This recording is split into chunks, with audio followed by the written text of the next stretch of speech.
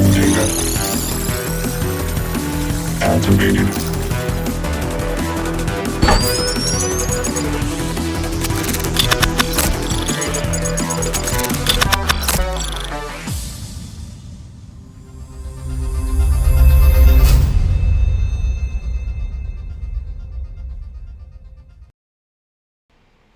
Good morning, gamers. Welcome to Peter vs. Machine. I'm Peter, that's the machine, and today we are playing Sid Meier's Civilization.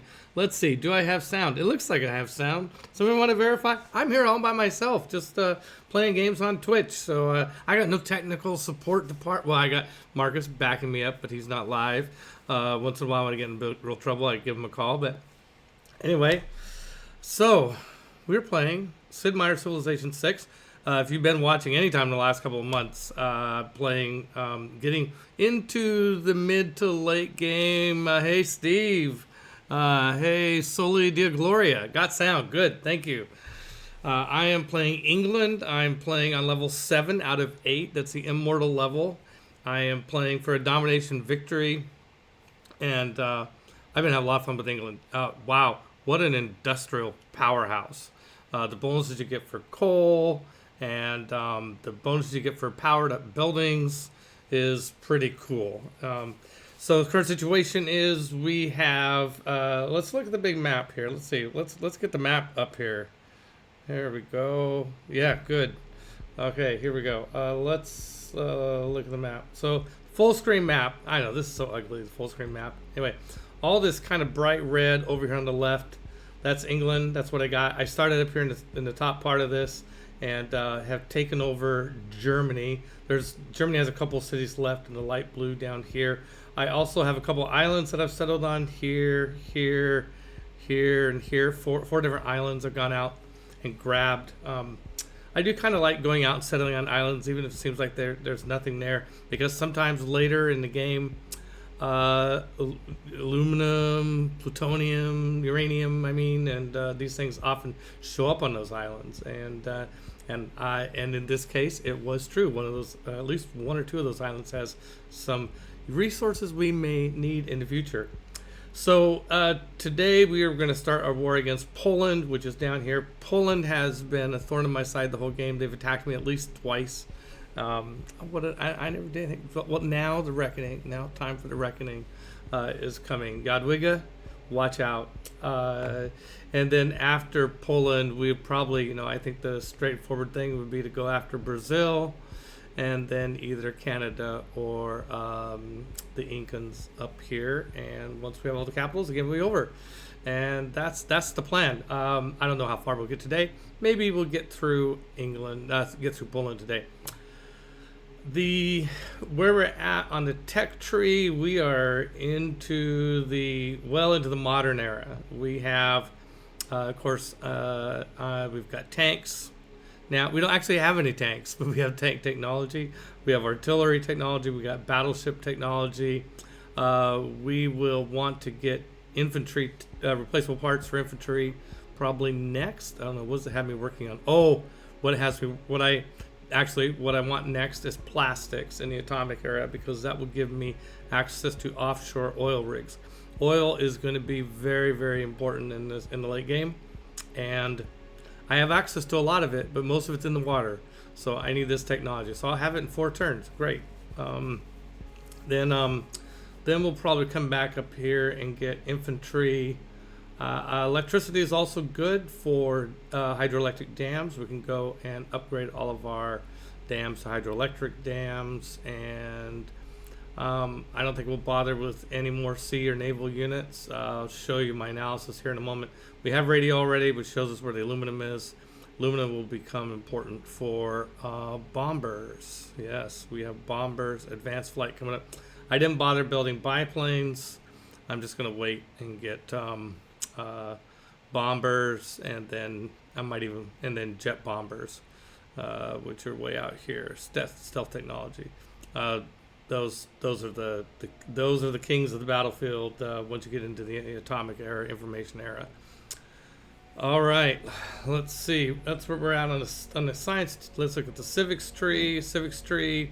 We are Well, the next big thing is to get one of the 8 policy slot government systems, either democracy, fascism, or communism. I think that we will probably go for communism.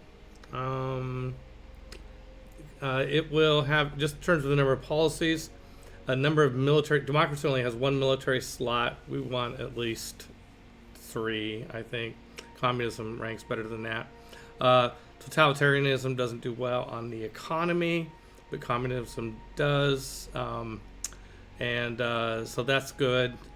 Democracy would be better on the diplomacy, and there are some really good diplomatic policy slots or policies that we would like to have, but I think we will go for communism. The intrinsic ability, is there an intrinsic ability? No, I guess not. Okay, we have the boost for all of them, so we can do what we want. If it's not working, we can switch, but usually you don't. You just pick the one and go for it. We will get capitalism. We're gonna, we just pick up all these civics as we go. This is what's really important, is getting that next level of government. And then professional sports becomes really important for amenities. Let's look at this is one thing I wanted to do this morning, is look at our amenities situation, because we are now, all our cities are content. That's good. That's this column here. It means that we have, and this column right next to it is very important. It lists by city, how many amenities you have for the city, which is them on the left, and how many that city needs. And so you can kind of skim down and see that we have just enough amenities. In case of Birmingham, we have 1 extra. So this is called on a narrow margin. This is like, okay, I've got just enough, but as those buildings start to grow and keep growing, and as we take more cities, it's going to put a lot of stress on the amenities situation.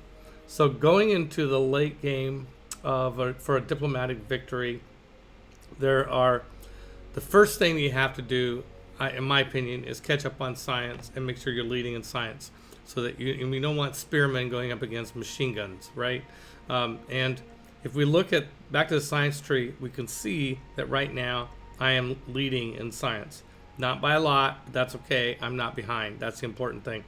The fact that I'm leading in science in terms of where I'm at in the tech tree, and also up here looking at the stats, the fact that I'm generating more science per turn, 254 compared to just under 200 for whoever's second, which is the Pachacuti, means that this is a strong signal that I will dominate science for the rest of the game, and that I really don't have to worry about it too much. So I don't need to invest much more in science. I just want to keep that lead by doing what I'm doing. Also, the fact that I'm taking cities means that I'm gonna have more cities in Civ 6. It's different than Civ 5, very different. In Civ 6, the more cities, the better, generally, with a couple of exceptions. So also the same with culture. I'm generating more culture per turn. I don't worry that much about becoming behind on culture, but it is nice to be that I'm tied for first place with Ludwig. Well, I just defeated Ludwig. He's down to like 2 small cities off in the tundra. I'll be pulling away from him now. But so I'm in a really strong position with both science and culture, so I don't really have to worry about them in the late game. What I typically have to worry about in the late game for domination are 3 things: getting strong enough military, and that's based on science. That's okay. So we got to produce the rest of the units we need. We're going to come back to that in a moment. The other thing we need a strong economy. Right now, I've got a strong economy. It looks good. I'm netting 460 gold pieces after expenses, 460 gold pieces of profit per turn. That's good. That's solid. That's great. But as I start building military units are expensive, and the more modern the military units, the more expensive they are. The more you have, the more of them you have, the more expensive they are. So I got to make sure I keep on the gas in terms of developing my economy. So developing stock markets. Hey, Denise, Mistress Dex, welcome. Thanks for stopping by. So I got to make sure I keep my economy strong going into, and I probably want to invest in improving my economy even further. Two ways: making sure I have the latest and greatest technologies applied. Like for instance, I just saw this. We are getting capitalism. We have we already have stock exchanges. We got those earlier, pretty recently. We got stuff. So I'm going to want to make sure that all of my commercial zones have. Thank you. I agree. This is a great way to start the week. Playing Civ and talking to my friends. So I want to make sure I have all my economic zones and harbors, which are the two sources of economy. Make sure that those are fully developed with the best buildings, and also all my trade routes. So you notice right now, this up here, I have 10 trade routes out of a capacity of 13. So I need to do a little investment there, keep up with keep all those trade routes. So I do those two things, my economy will improve. Then I'll offset the increase in costs of all the military units I still have to build. Even though I have some good military units already, there's a lot more I want to build. And let's see, that's it. Oh, and amenities. Amenities is the other thing. So right now, I am most worried about amenities out of all the things. So I want to do a quick, I have to take this time to see amenities. Now, amenities, you get amenities in the late game from two primary areas, in addition to luxury resources and the basic things that you get amenities for. As you need more amenities past that, going into the late game, they come from entertainment complexes and water parks. Entertainment complexes, the first amenity you get from the entertainment complex itself, and the arena, which is the first building you can build the entertainment complex. Those just give one amenity each, only to the city that you built them in. But then, when you get to zoos and sports stadiums, those amenities can extend out for 6 tiles from the location of the entertainment complex to city center, any city center within 6 tiles of that. So let us see real quick. I know I've done this analysis before, and I could see a little map tack for a water tower there, water park, which I'm going to get to, but I'm going to check where I have entertainment complexes. Also, because I'm a warmonger and taking over the world, I got to build new entertainment complexes in places like Germany, which I just took over. So let's find out where we have, and while you're building entertainment complexes, try and put them next to your cultural centers, because culture centers get +2 adjacency bonus for being next to an entertainment center. So, not to brag or anything, but you might notice that here, where I have this entertainment center, there is, in fact, a theater square right here, and there is one right here, one for London, one for Liverpool, and the theater squares also get bonuses for wonders. And oh, what's that? That is what? St. Basil's Cathedral, which is a wonder right next to the theater square. So, you know, when I first started playing Civ 6, I didn't like all this city building stuff. It's like, because I just looked at it as one big puzzle, it was too much. But if you take the districting and where you put all the stuff, now I love it. Now I think it's really fun. It's like this big Tetris game that I play. And I think part of it is I've learned to kind of organize my mind around certain themes. Like, I think about entertainment complexes and theater squares and wonders kind of as one package. Like, how do I put all those things together? And then I think about things like aqueducts, dams, and industrial zones and mines and quarries all as one sort of package. And where do I put there? Because those are the ones that help each other. Anyway, I'm getting off track. Okay, so I have an entertainment complex here, and it has an arena, and it has a zoo. So, and it belongs to, you can see up near the top of the pop-up, it belongs to London. So this entertainment complex is giving, the complex itself and the arena are giving 2 amenities to London. The zoo, which is one more amenity, I think. We can double check this real quick by looking in here, going into here, scrolling down to where it is. You can see the stats here. The entertainment complex, 1 amenity. Arena, 2 amenities. Arenas are better than I thought. So, okay, so London's getting 3 amenities, and then the zoo is getting 1 amenity, and it's extending to all the tiles within 6 axes. So, so that includes, let's see, 1, 2, 3, 4, 5, 6. It barely includes Preston, almost as if it was designed to do so. Okay, so placing that there, but the zoo, the one that shared, it doesn't stack with other zoos. So every city gets an amenity if it's within 6 hexes of at least one entertainment zone, complex, whatever, that has a zoo. Okay, more zoos doesn't mean more happiness unless they get to new cities. Okay, so as I was, now what was I doing? Okay, let's do the search. Let's resume our search. Entertainment complex, search. And I'm just going to make sure that all my cities are either getting the benefits of this or there's a plan to do so. Okay, that one's in Poland. Good. We'll need that one later.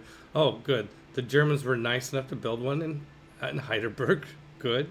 It is going to need some investment. It's going to need an arena and a zoo. In fact, why don't we... That's going to be pretty much mission critical. So let's queue up the arena. And then when the arena gets done, we'll queue up the zoo. And that will cover all 1, 2, 3, 4, 5, 6. That'll cover all the way to Mainz. And 1, 2, 3, 4, it'll cover Ulm. Okay, it'll cover all the German cities that we kept. I don't think there's one down here, is there? Nope. It's just Ulm is really freaking big. Wow, look at Ulm has tiles going out five tiles. I mean, okay, fine.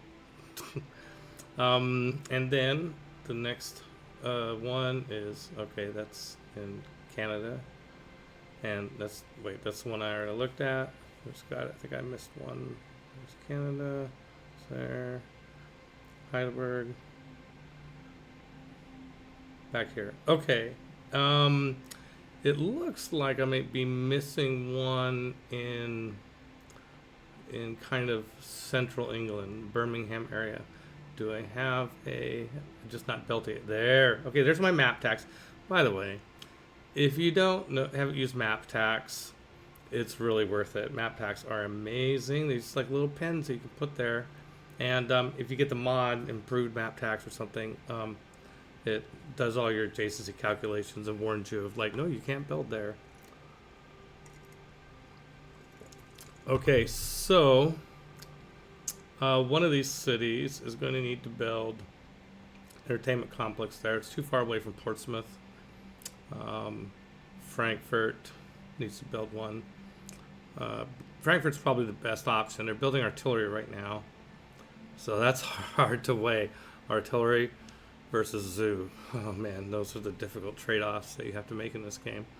Okay, so we do have a plan there for our entertainment complexes that we'll cover. Now, the other one is the water park. The water park works the same way in that the first thing you get in the water park itself, and then the Ferris wheel. Let's make sure I give you the right numbers on this. In fact, I want to look at it. Since I got that one wrong, I want to look at this up where I make sure I'm playing with the right numbers in my head too. Okay, the water park gives 1 amenity. Okay, and then it lets you build. The first building you can build from the water park is the Ferris wheel. The Ferris wheel gives 2 amenities. So yeah, so just like the arena, it's a correlation to the arena. Okay, great. And then let's go back to water park. Then the aquarium is the next thing you get. Now the aquarium is 1 amenity, and it is like the zoo in that this one is shared 9 tiles away. So you want every city to be within 9 tiles of a water park. This is to kind of hit the minimum sensible investment. Now, in the case of the water park, oh, and here's the cool part. This shared amenity from the aquarium, just like the zoo, a given city can only get that once. But the zoo and the aquarium stack. They accumulate. So a city that doesn't have either an entertainment complex or a water park can get amenity bonus from a zoo and from an aquarium that's within 6 tiles or 9 tiles, respectively. The range on the water parks is bigger. By the way, side note, if Mexico City is a city-state in your game and you're the suzerain, it adds 3 to those numbers. So the entertainment complexes go to 9 tiles and the water parks go to 12 tiles. Oh my God, that's so exciting. Am I being goofy? Of course I'm being goofy. I'm always goofy. Don't you know me? Okay, so let's see. Now, I don't think I have technology for water parks yet. I think it's a Civic. Let's see. No, that's not the Atomic Era, is it? Let's see, what's this? That's the Opera House. Here we go. I do have water parks now. Okay, so now let's see where I got water parks. And just like the entertainment complexes, you want the water parks, all your cities to be within 9 hexes of a water park. Now, you still might, in addition to what I've been talking, the entertainment complexes and the water parks, I'm talking about having just like one every, just having a few around your empire that cover all the cities. That may not be enough. You may still end up wanting to invest in building is there a point where you have enough amenities? Packer fan, hi. Well, it depends on your population. So now, there's kind of 2 strategies here, 2 fork in the road here, which way you want to go. Another way to tackle the whole amenities problem, and this is not a bad idea for domination, is just don't let your cities get too big. Because the bigger the cities, they need amenity for every other population. So, population of 3, they need 2 amenities. Population of 5, they need 3 amenities, et cetera, et cetera, et cetera. So if you just don't let your cities grow real big, then you're not going to need as many amenities. Conversely, if you let them grow really huge, you're going to need more. But that's also if you want to build all the different types of districts, and also how much did you spread out versus how much did you put your cities close together, right? If you put your cities close together, it's going to be hard to get them really big, harder, I should say. And because you have more cities, because they're closer together, you can diversify and get all the districts you want to, by not having every city do all the districts, right? So it kind of is a matter of keeping up with what the population growth is. But the bigger the population growth, the more productive the city. The more population, the more productive. So you're investing in. Think of the excess amenities as a way to invest in being able to get your cities to go bigger. Does that make sense? Hey, Paul. Good morning. Thanks for stopping by. So looking, going back to this real quick, looking at the cities list here, you can see, I've got enough amenities for all my cities right now, but in a lot of cases, it's just barely. So I really want to stay on top of this. And I kind of like letting the cities grow big. I like, it's kind of like, well, do you want to have big productive cities? Then you need to invest a little bit in amenities. And so why not? Okay, so let's find. I've got one water park out there and I think I know where it is. There it is, right there. By the way, the water parks looks pretty cool. There's the Ferris wheel. It's going crazy, and it will have. I need to build the. Let's see. This is in Newcastle upon Tyne, and it's probably building the aquarium. It's building an aquarium that will give amenities to all the cities down this area. Okay, so having this water park here. Well, and you can see I've got a little map tack here, and let's not take the time to count, but I'm pretty sure between that map tack for a water park and this actual water park, we've got all the cities up here in the north covered. But nothing came up for down south. Let's see how far this one in Newcastle goes. Okay, so right there. Oh, somebody gave me advice on how to count, a good way to count hexes. Show the map. Oh, but I have to remember what was there. That's the. I am showing the grid here, kind of. It's just very faint, but we can do it. 1, 2, 3, 4, 5, 6, 7, 8, 9. This is so Munich is just in range, and Lublin will be once we take it. Okay, so clearly, I mean, this is kind of what my intuition would have said anyway. We need a water park right around in here somewhere. So let's drop a map tack here. As good a place as any, I guess. It doesn't have to be exactly here, but kind of. Let's put a water park. Is this one? Put it here. Come on. Okay. Okay, so we know we need to build a water park here. Now we can do kind of a sanity check of like from here, Aachen 1, 2, 3, 4, 5, 6, 7, 8, 9. Yeah, building over here won't get us to Aachen. I don't think I can build here on the coral reef. Maybe I can. Probably not. Here gets us into Poland 1, 2, 3, 4, 5, 6, 7, 8, 9. Okay, so I'm going to need another one. You know, once I take Poland, I'm going to need another one probably here in Lake Goplo. And that'll cover all of Poland. And we'll figure out what the entertainment centers are going to drop in later. But that gets us to that. We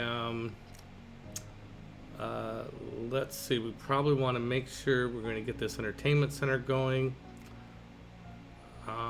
I think I'm going to have Frankfurt do it once they finish this artillery. So let's go ahead and program that. Entertainment complex. Yep, here. And we're going to pop that in right there. Okay. So that puts it in the queue, so it'll happen. Oh, I already had it in the queue. Look at that. Look at that. Huh. I'm always surprised when I was smart twice in a row. Just doesn't get it. Okay, thank you. Okay, Packer, you found my answer. Good. Okay, good. Thank you. Paul, pleasure getting ready for the eclipse. Oh, you live an hour outside of Austin. We should have a pretty good view. Well, good. Good on you. Well, I hope it's great. Let me know how it goes. And Denise, I'm in Buffalo. Have our telescope ready. The sky is overcast. Yeah. We won't see it here from Seattle, and but you know, oh well. Okay, so we got this water park here. We got to get this.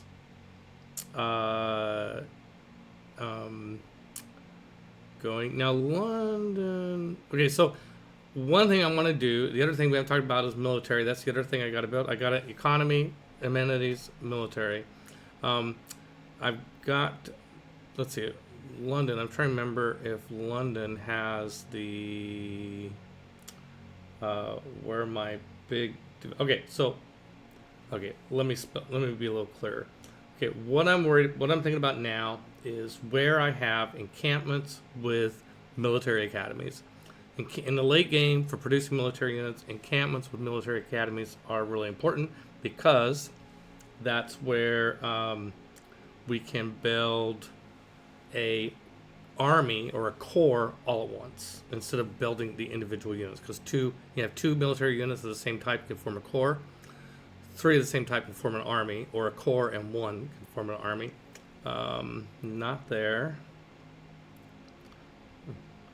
Okay, here. Okay, so this is Heidelberg. Heidelberg has a military academy.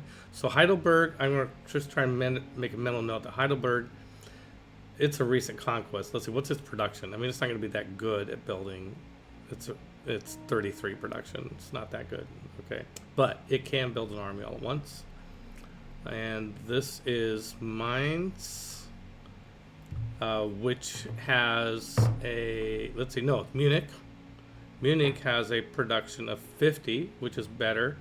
So once it gets those, once the armory and the academy repaired, Munich can produce armies or corps as needed. And so I want to know this so that I don't block up the military production with entertainment production. Okay, Birmingham has, what was it, all three? All three, and a production of 145. Birmingham is my little pride and joy. The production is so good. 145 production. That's pretty good. I think anything over 80, 90, I start to feel good. I mean, that's enough that's a high enough production that, by the way, that's the key to a science victory, is having 2, preferably 3 cities with really, really freaking high production. So there you go. So yeah, we could just switch to science victory and just coast for the rest of the game. The game would probably be faster too, because even though go more turns, the turns will go by faster. But that's not our goal today. Oh my god, that's so nice. Okay, so Birmingham, I think that's. I guess I was thinking about London might have Birmingham and Munich and Heidelberg. I think are. Okay, let's get to that. That's it. Okay, so London, and the other thing to think about is I'm wondering where I built. Whoops, not map tax. I think I wanted to build 2 aerodromes, and I probably put one off Birmingham, and I think I put one off of Bradford or Preston. Okay, there it is, right there, and this is in Birmingham. Okay, so Birmingham, which is our highest producer, will be our main producer of air units once we get the bomber technology. And for now, we can probably slip in an army. But wait, we're going to come back to that. I also want to build an aerodrome right over here after I get done with this tank. And the reason for that is there is a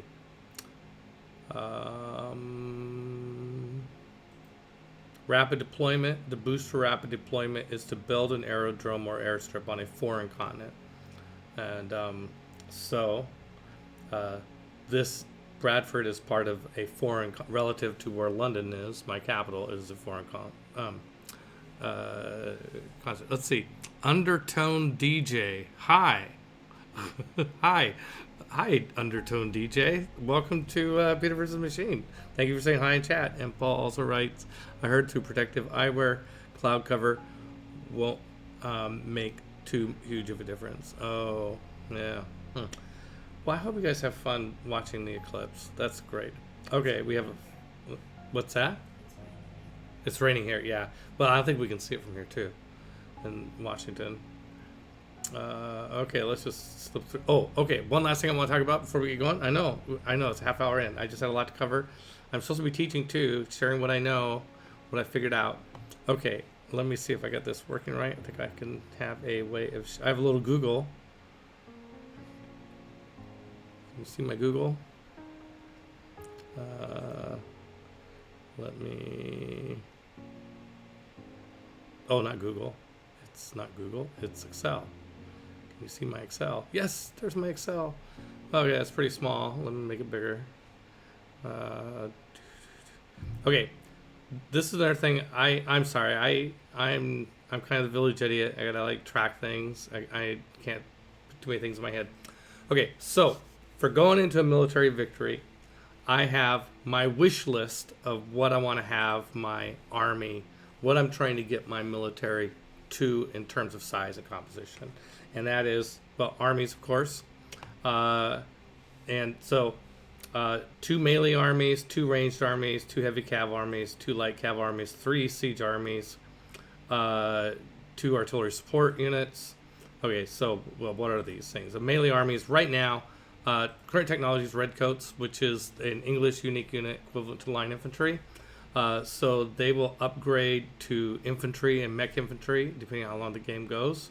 The ranged armies, right now my current technologies is field cannons. Those will eventually upgrade to machine guns. Heavy cav is currently tanks. I don't have any tanks. I've got 1 in production. So I'm way behind on tanks. Light cavalry is cavalry currently, which will upgrade to helicopters. Siege armies, I want 3 siege armies. That's artillery, which will upgrade to rocket artillery. For support, I want to have 2 either observation balloons or drones. For unit support, medics or convoys, I want 2 of those. On the naval front, I want 1 melee armada and 2 ranged armadas. I'm also going to end up with some raiders, but since the AIs never really build much in the way of ships, the raiders are less crucial, so I didn't list them. And I want all the bombers, all of them. I want all the bombers. Eventually. Okay, so that's if you figure that each army is 3 units each, 2 times 3 is 6. That's kind of my goal is this column in terms of unit count. And what I currently have is I've got 3 of the 6 redcoats, 5 of the 6 cannons. I got 1 tank in production, 3 of the 6 cavalry, 6 of the 9 artillery, 1 observation balloon. I've got all the ships. I got more ships than I'm going to need. The ships are fine. I'm England. I need lots of ships. So I'm thinking about where I can build an army all at once in those facilities that let me do that, and where I need one. So I need a redcoat army. I need a tank army and a tank corps. I need a cavalry army and an artillery army. So I made this spreadsheet so that I could go back and like say what am I going to build in Birmingham. Now that Birmingham has everything, like it's got its aerodrome. We're going to turn Birmingham now into production mode. We're not going to build, I don't think, another single thing that in terms of buildings, we don't need more. We don't need sewers. No, it's Birmingham. We don't need sewers. We don't need. My wife's laughing. They probably want sewers, but I have plenty of housing, so I have no motivation to make sewers. So I'm going to make, or neighborhoods, and I got plenty of ships. Shipyard would help economy. It's like 8 gold. Okay, so yeah, okay, I'll come back and build it. So shipyard would be nice to do. I let my opponents, when I'm doing domination, I let the other civs build my wonders. Oh, did I say that out loud? Okay, let's, here we can get one of these other things that we need. Let's go for tanks. Let's get a tank army. See, it shows up as tank. We see a little arrow here. I can build, it pops up and I can build a corps or an army. So I'm going to build a tank army here.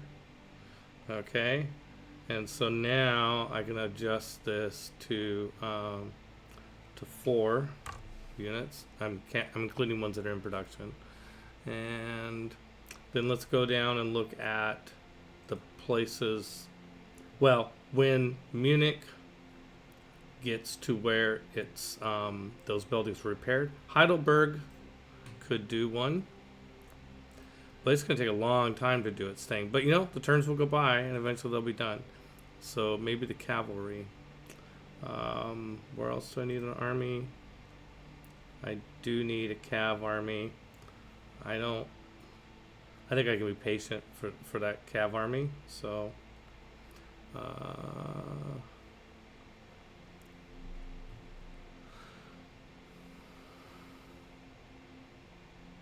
yep.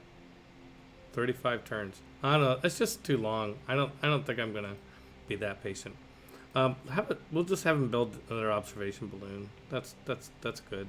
Or they could build this water park. What's Ulm doing? Ulm should probably build the water park.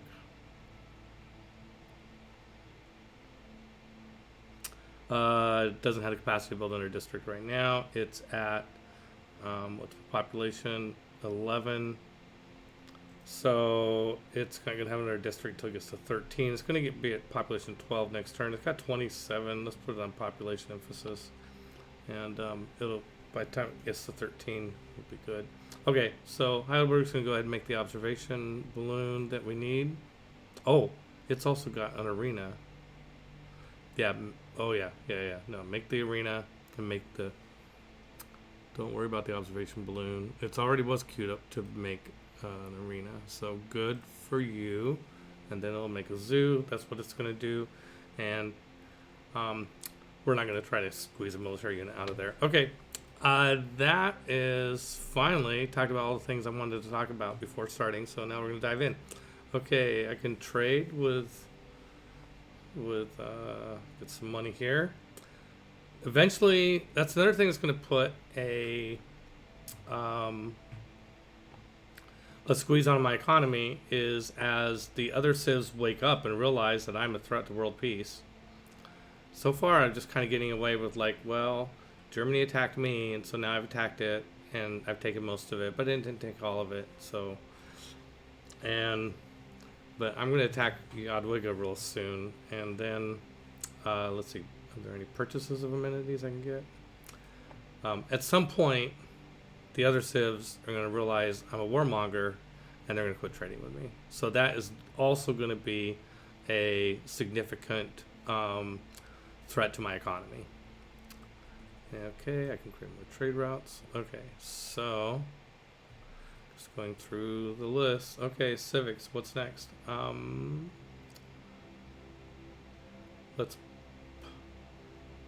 Is there anything we're in a hurry to get here?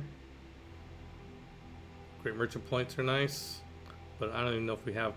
The next thing we need is communism. So let's beeline to communism. We'll pick up ideology on the way, which has a couple of good policies, but that's where we're going. Claim great person. Oh, engineer. Build a factory and workshop in this district. The real benefit of James Watt is that all your factories get another +2 in production. I think it's all of them, world civilization wide. Okay, so we need to find a spot for if there's an industrial zone that doesn't have. There probably isn't one, but let's look real quick. See if there's an industrial zone that doesn't have both those things.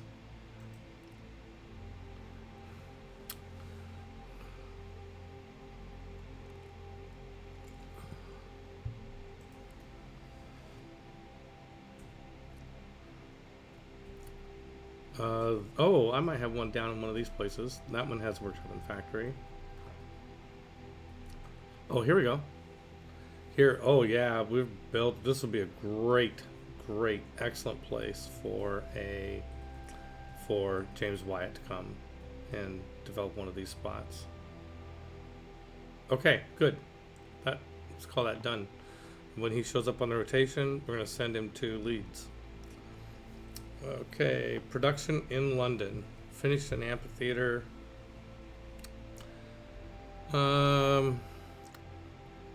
Yeah, you can see where we were going there. Art museums and stuff like that. Really, what we want to do is get our other military units. Now, we already have, we're already doing all we can for the economy in London because we have our, basically at this point, every city, I want them to have either a commercial hub or a Royal Navy dockyard, which is the English version of a harbor, and either the market or lighthouse to go with it. That's what gives me another trade route. So let's, I want to build a military unit, but I noticed that I don't have all my trade routes in place. So let's grab traders. So it won't let me grab traders anymore. Wait, that doesn't make sense that it would let me get that many traders. I'm only down. Okay, I'm thinking there's a bug there that's letting me overbuy traders. Let's just buy one at a time. Okay. Well, and mines, complete stock exchange. Nice, way to go. And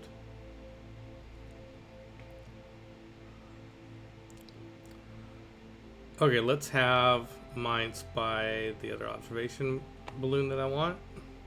So that, just to check that off, I got both of those done. I can just kind of like when I get them done, I can just boldface them there like that. Like I got all the Navy ones done. Oh, I should okay. Sorry, I should have hid this. I'm back to.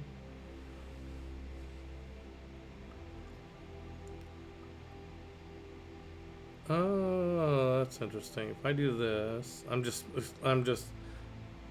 exploring my options here on the old. Yeah, okay. If I shrink the window, I don't have to switch scenes. Okay, cool. A little too BTS-y there, I guess. Okay.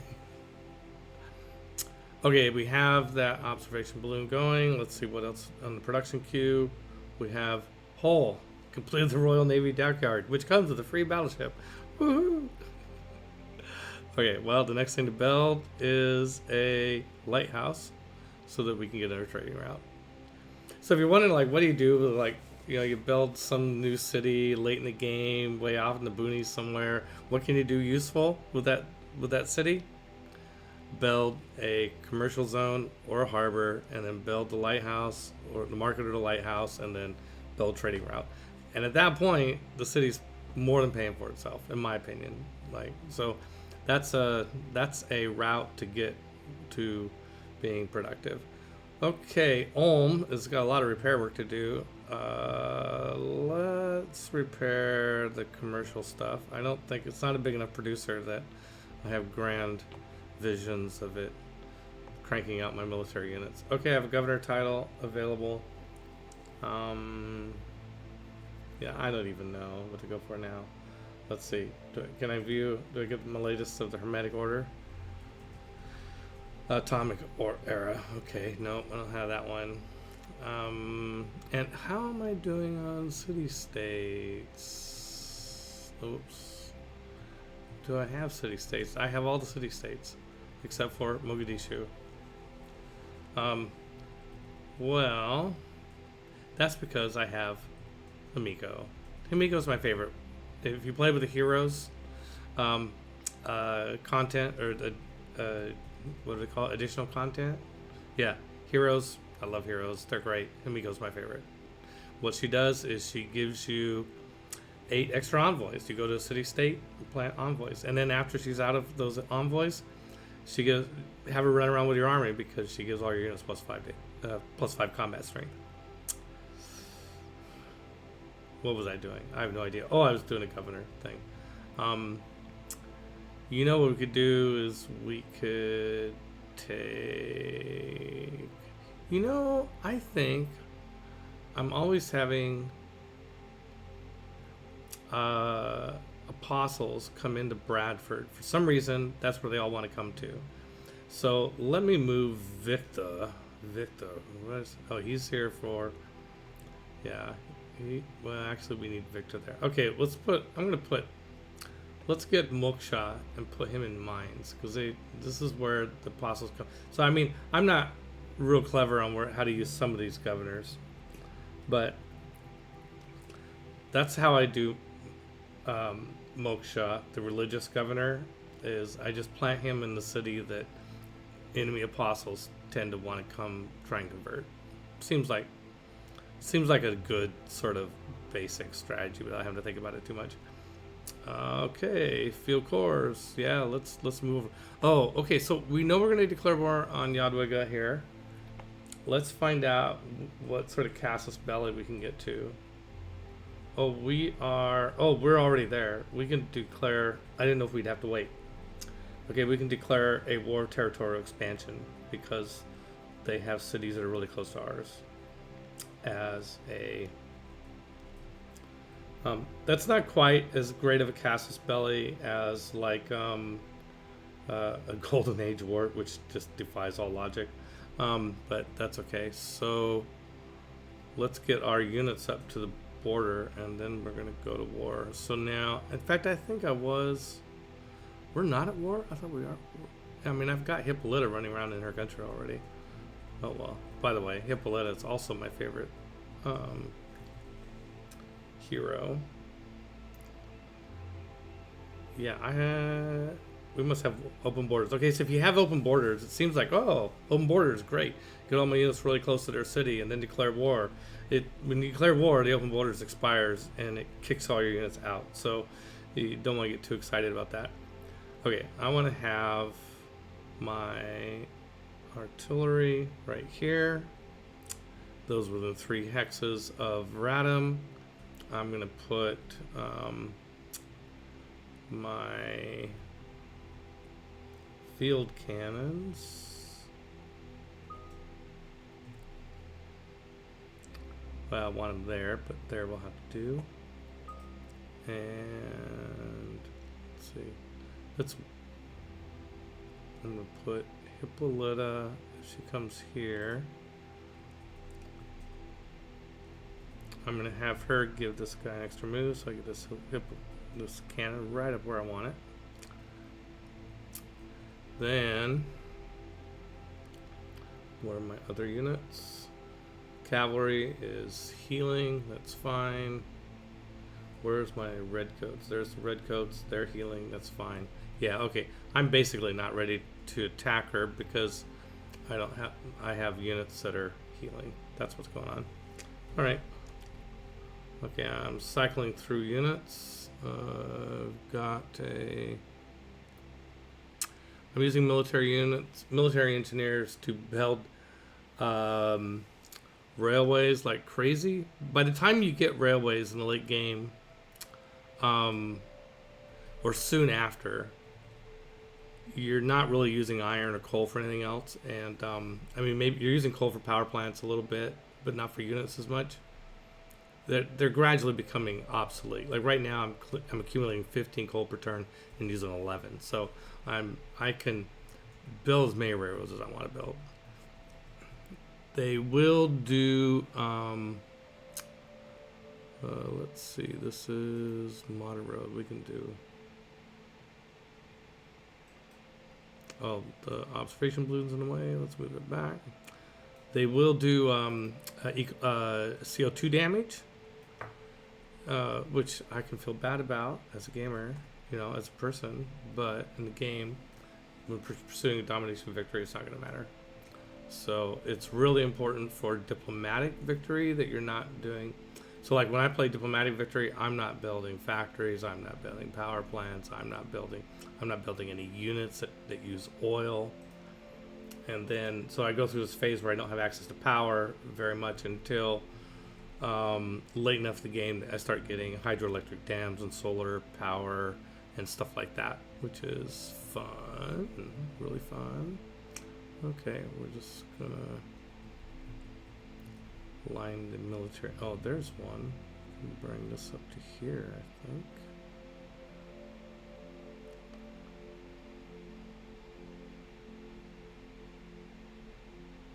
Oh, that's modern road too. Let's just get this guy over here. Okay, this guy's got to come here and build a railroad, and this guy can come down here. No. Okay, that's fine. Do.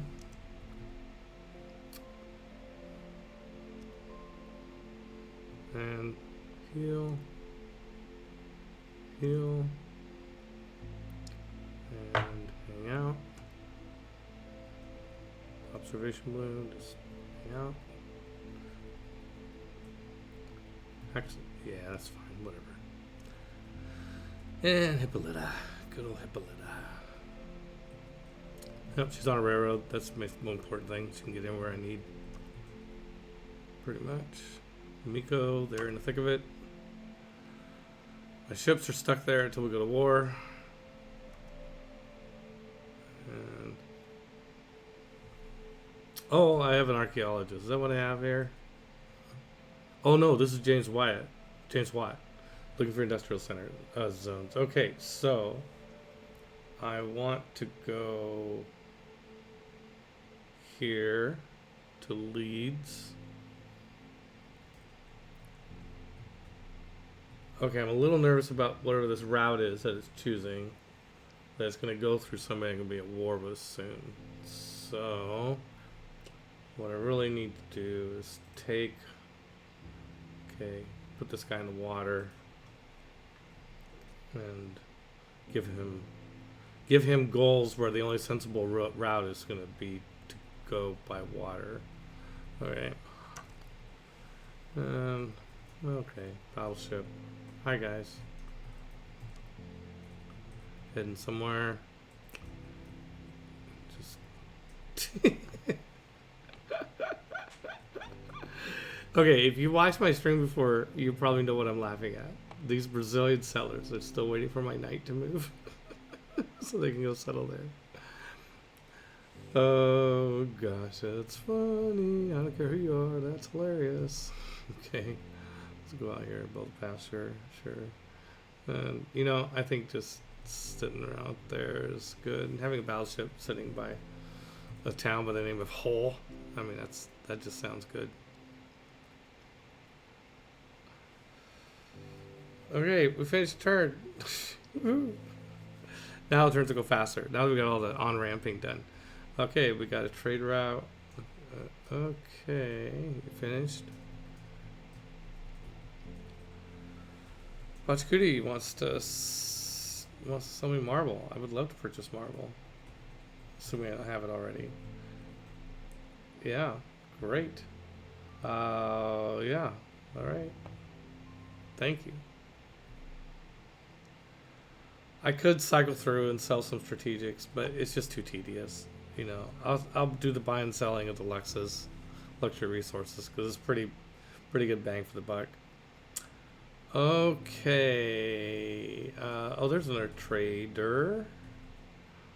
Oh, that's the trader. Probably came back from. No, we just finished making one. Okay.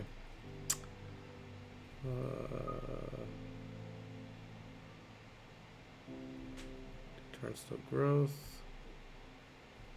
Okay, so let's go down and see what other military. Portsmouth has got a production of 72, which is pretty darn good. It doesn't have a military academy, but it can build one-offs. And I do need some one-offs to finish some things. Look, I need another field cannon so that I can get to 6 field cannons. So let's do that. If I produce that, that'll be at 6. Okay. Field cannon, 5 turns. Great. What else? Munich. Oh, Munich is getting its military academy repaired. Okay, so in 2 turns, it can produce an army or something. Yeah, it's not going to take me too long before I have all the military stuff I need. Aachen, just finish repairing the stuff. I feel like I kind of always feel this obligation to repair all the buildings, even if I don't necessarily sure I need them or if they're not a priority from cities that I conquer. It just feels like, repair all the buildings, go and repair all the places I pillaged, just seems like the right thing to do.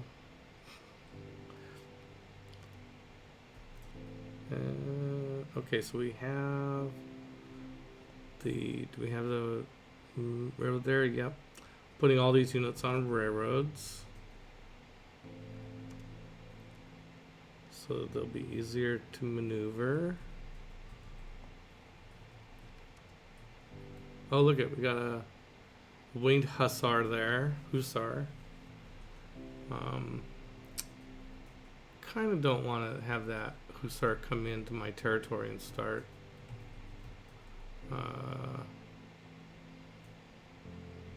pillaging, so I'm just gonna put a couple blocking units there.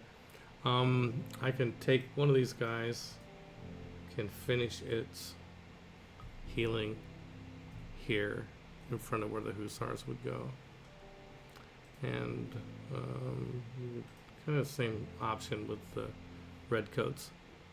Let's see. They can get to here if. Let's put the cavalry one out further. Put Hippolyta here. Put the redcoats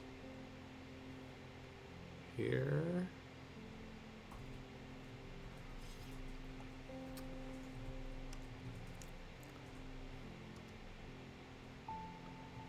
Okay.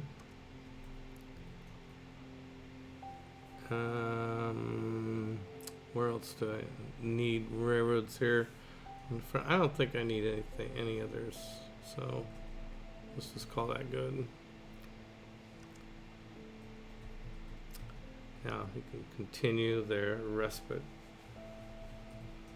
Okay, we have a trading post here. Okay.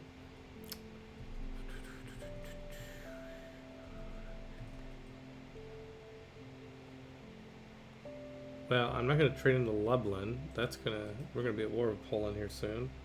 It's going to be a while before we're at war with the Incas. Let's see. What does this trade route look like? It goes through all this land. Who owns Mogadishu? Canada. Okay, so when we declare war on Poland, we're not going to be at war with that. Okay, that route looks safe enough. Sure. Go for it. And when I eventually end up with war with one of these countries, I have trade routes. I'll have to rebuild some trade routes, I'm sure, but that's okay. They're cheap to build at this point of the game. Okay.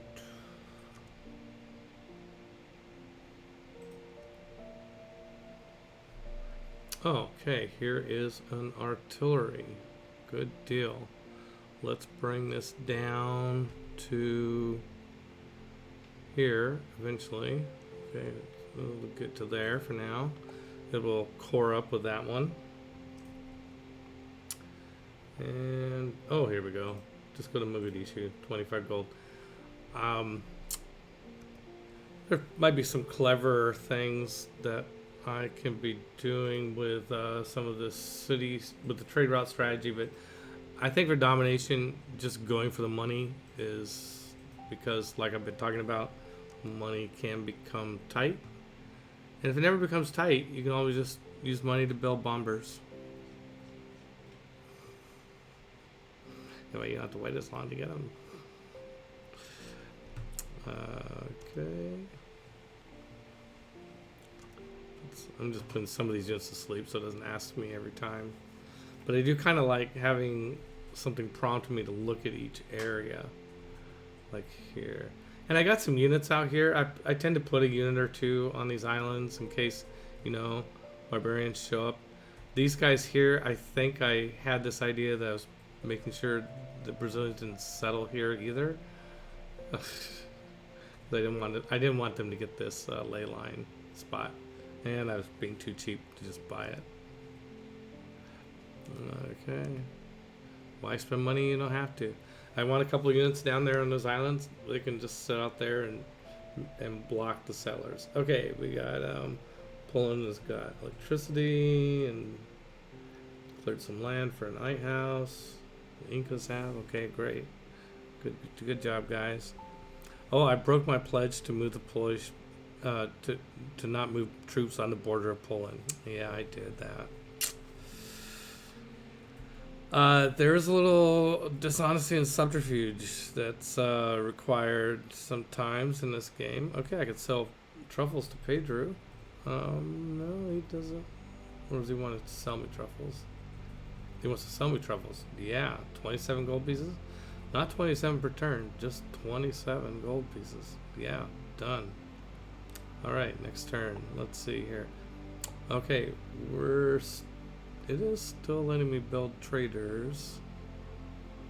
Okay, let's build another one. Just go ahead and build 2 more. Seems to be pretty consistent in that I need 2 more. And Bradford. Oh yeah, now the trader. Okay, I think I've queued up enough traders because now I'm not getting the trader thing. Okay, so I want to build an aerodrome for Bradford, which has got 80 production, which is decent. And I'm going to build it here. By the way, one thing on the production to think about, eventually, we will, when we get kind of in the zone, when we get in the atomic era, we are going to beeline for computers, and then we're going to stop producing everywhere that's anywhere near the water is going to stop producing whatever it is they're producing, and they're going to build flood barriers, because flood barriers are a thing. You need flood barriers in every city that's by the water. Otherwise you start losing tiles. Like building an aerodrome out here. Yeah, I'm going to want to build flood barriers around it. So that's just something you kind of know is going to come. When it does, it does. Okay, I got the commercial hub. Okay, let's repair. Okay, I guess I'll take these easy repairs. I don't know that I'm really actually going to repair all that encampment stuff. I don't know if I need it. In spite of the fact that I just said I like to repair all the stuff. What I really want to do is I want to get this, since I have a commercial zone here that we just built, what I really want to do is get the market so that I can get in fact, let's just put the market at top priority. As soon as I get the market, I can get another trading route.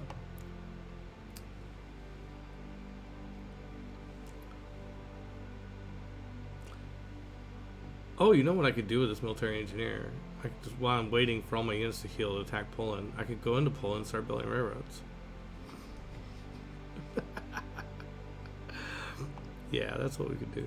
We can build railroads right up to their, whoops, right up to their city. That's just kind of naughty. I did mean to build a railroad there. Where'd my other engineers go? Did I just have 3? I thought I have 4. I usually try to have 4 engineers. Okay. Well, it'll show up.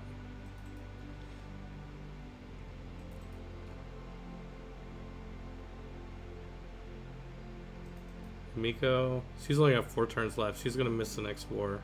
Oh, she'll get the opening salvo. Okay, I got 1 more turn to get the redcoats healed up. And Hippolyta's ready to go. I don't know where the Hussars went, but they went somewhere. And I got my first tank. Yay. 1 tank. Let's stick it here in the Alhambra. Let's put the tank in the Alhambra.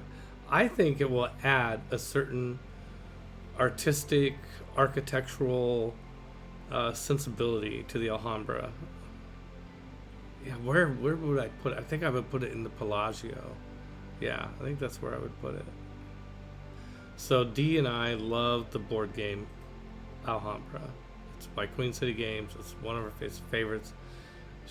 She's merciless in that game. Just destroys me every time we play. And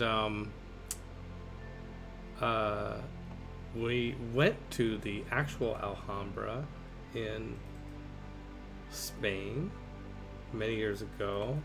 One of those really fond memories we have. And we took a picture of us playing Alhambra. I can't even say it right. In the Alhambra. So that was fun. Okay, let's move this tank out of the way for a minute.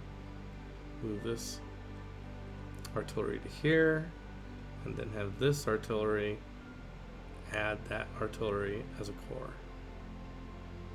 And then this guy can come back. Okay. Oh, hey. There's field cannon army. I do have enough field cannons. I did my count. I missed this guy. Oh wow, I've got way more field cannons than I need. Oh well. Oh well, too bad. I have more field cannons than I need. Too bad. Too bad. What that's okay. I'll live with it. I'll live with that. Yeah, there's a field cannon army right up there outside of Bradford. protecting Bradford from come what may. Let's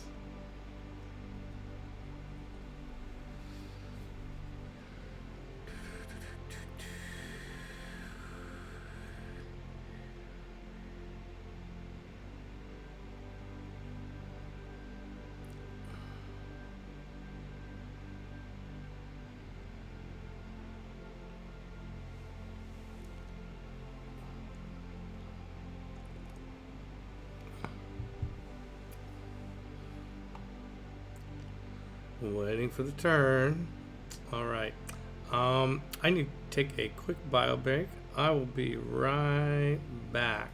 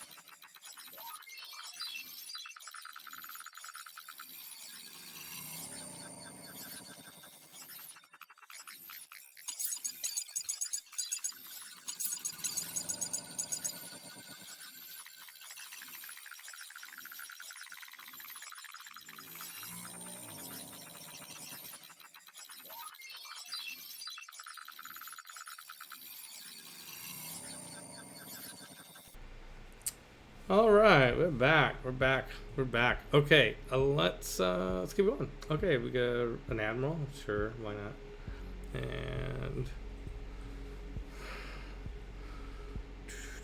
trading post. Somebody built the Great Lighthouse. Wow, the Great Lighthouse was still available. Okay. Liverpool wants amenities. Okay, see there, I got a announcement that one of my cities wants a amenities. Yep. Okay, I can sell amber to Pedro. Sure. And oh, there's another great person. Great artist. Sure. Why not? Since I'm doing domination, I'm gonna be efficient with that stuff. I'm not gonna try and go theming bonuses and all that stuff like that. But I will take the great artists and let them plop down their great works that will help culture. I don't care about the tourism, but the extra culture is always good. Okay, we are finished. Liverpool. See, now Liverpool is a decent little producer now. Let's go ahead and build a factory so that we can build a power plant. There. And Plymouth.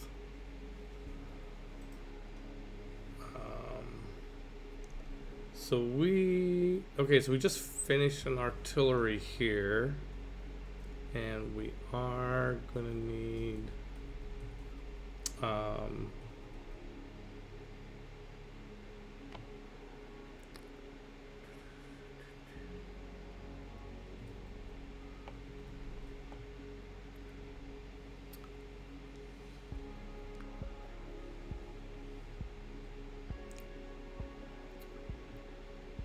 let's just do another. Good medics yet.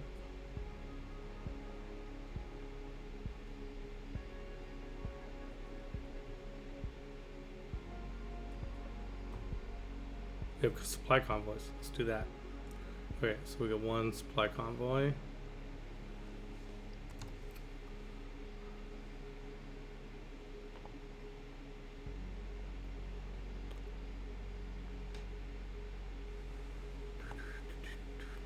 And here we have, okay, Munich has its military academy all queued up, right? Let's see, we have a fully developed encampment. Yes, we do. All right, so let's get, what else do I need in terms of, we need our tank army. Okay, what? Let's check the oil situation. 6 per turn. 3 units. Okay, we're gonna build. I think I want something a little cheaper than the tank army for this. Let's build the other supply convoy that I'm gonna want.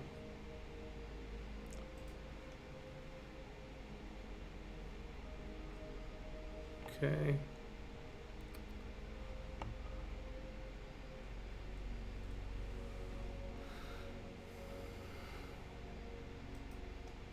Continue building railroads right up to this city here.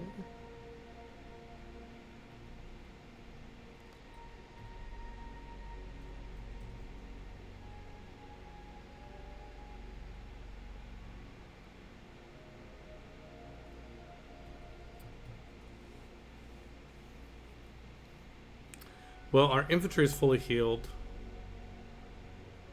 I think we should just go ahead and attack.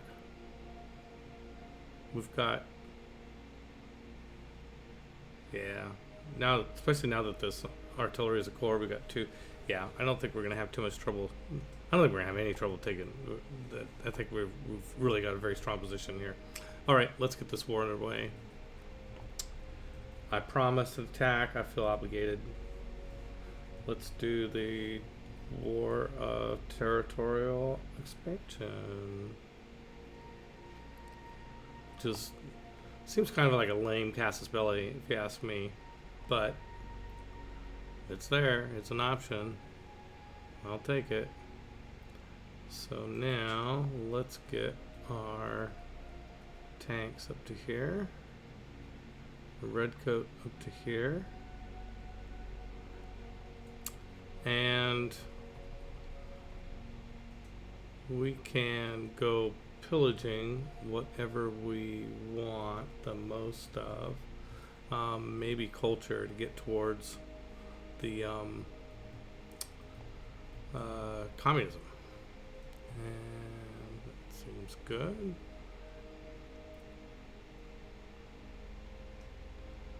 They'll just be there to stop any sort of potential counterattack.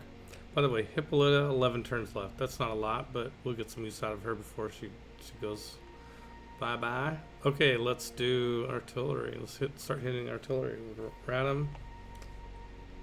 That dropped it down fairly nicely. Let's hit it again from here.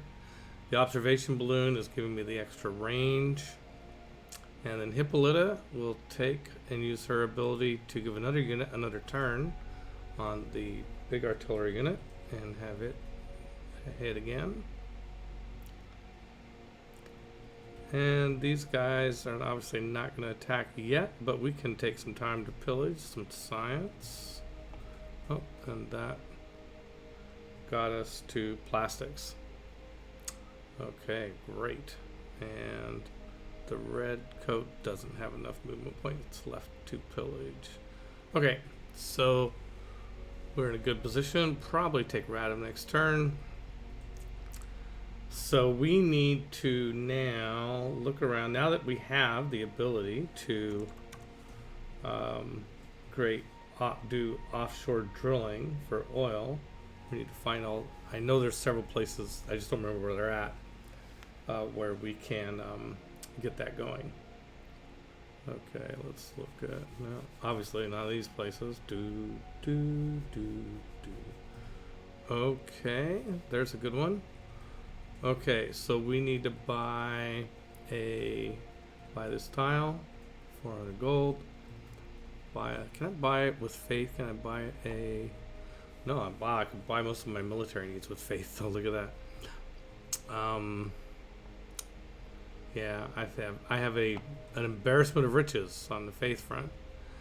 And let's buy 1,400 for a pelter. Wow.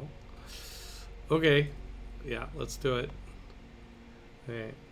Well. Okay. Then what's the next one? That's too far out.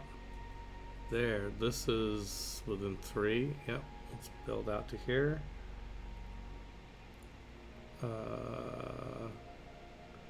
400. And I don't think I'm going to have enough money to buy that next builder. No. Okay. So let's. What are the big producers here? Heidelberg, 34, Aachen, 21, Munich, 62, Mainz, 53. Well, I think we gotta queue up some builders. Well, we're gonna have more money next turn. Let's see. Where else? We're gonna need one here. That's definitely gonna need. Let's at least grab the hexes. We can. Bradford needs work. Okay, we need builders. It's so common in this game. We need builders. Let's queue up builder here.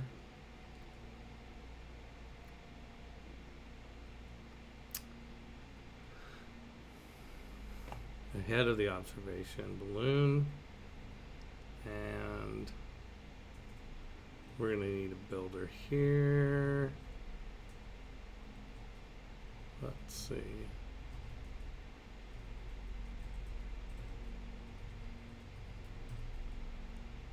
All right, well, you can't have everything at once. That's fine. I guess what I should do is maybe, yeah, okay, here's all the declarations of war. which is mostly my city-states declaring war on Poland, or, yeah. Let's make sure, just one last check, make sure I am suzerain of all the city-states except for Mogadishu, and that's Canada. Okay, so don't have to worry about some city-state unit jumping out and attacking me some crazy place. Okay, open technology, what's next? Let's go up here for dams and oil plants.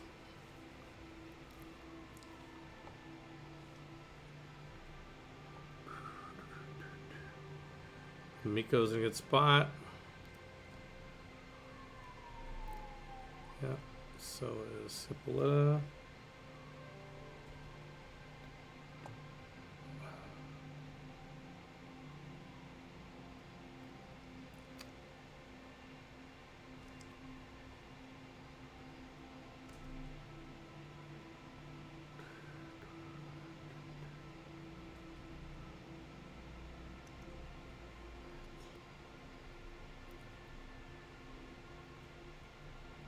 Oh, hey, now that I have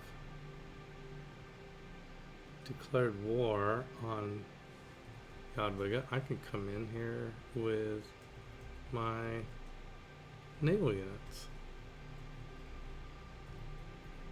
I think we should go down to Gdansk and see what we can do.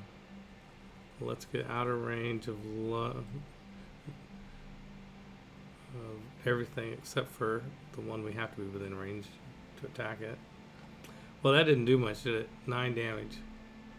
Let's try the battleship, see what it does.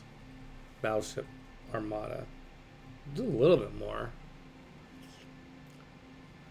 If I'm going to actually take the city, I'm going to need a naval melee unit, which I actually might be able to take with the raiders. Not sure about that. With the privateers? You take a city with privateers? I don't know. Okay, there's nothing else up here. I think I have some ironclads down here somewhere. It's their battleship. Let's just bring these guys all to the front. Where do I have ironclads? Here we go. They're a long ways away, but that's okay.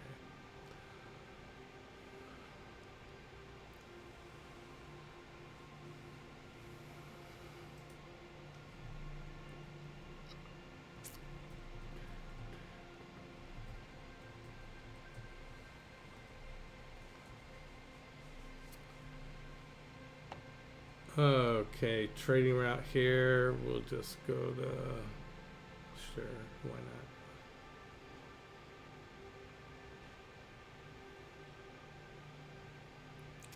not? Oh, here's another artillery. Let's bring it down to the front.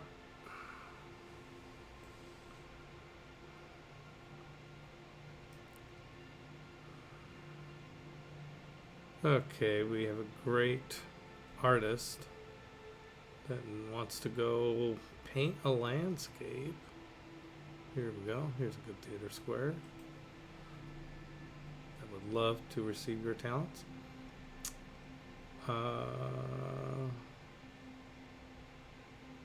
Okay, so you can have great people if you don't know this. Great people you can transfer, you can jump to another city. So I can go to London and then transfer to a city on this coast that's also closer to where I want to be, or a harbor. Okay.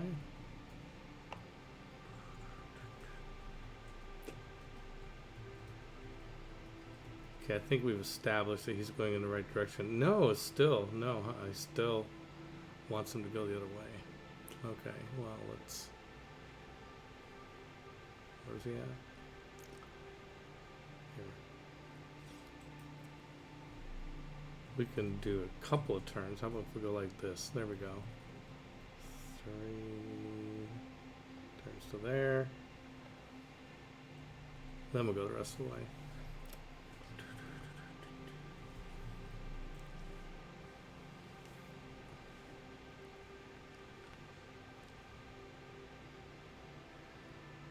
Okay, Poland is shooting back, and they nicked my privateers there. The hussars came up and actually did some damage to my field cannons here. Oh, and we have a flood somewhere. Let's see what the flood was. Oh, but I have a dam, so no big deal. Hippolyta's 11 turns left. Birmingham wants amenities. Oh, yeah, see. They always want the amenities. Okay, somebody's got promotion. Here. Sure. There might be one that helps. Let's see, combat strength versus district defenses. Yeah, that might actually help. And we got some sales. Wilfred wants a whole lineup of amenities or luxury resources which provide amenities. Yeah, everybody's still happily to trade with me.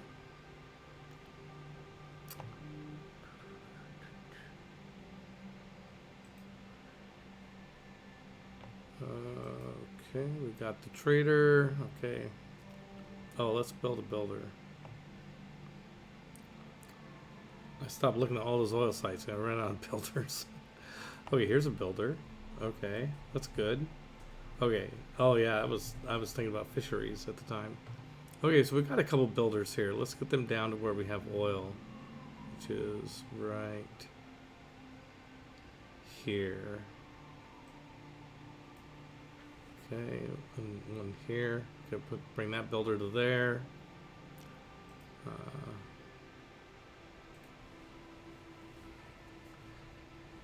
And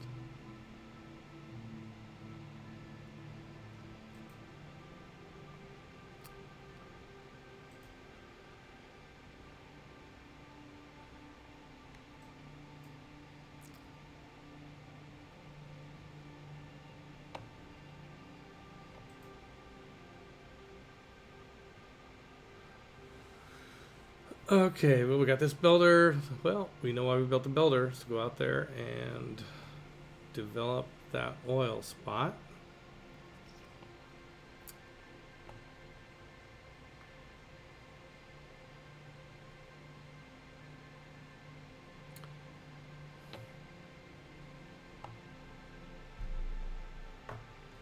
Yeah, I haven't kept up with getting all the spies I need.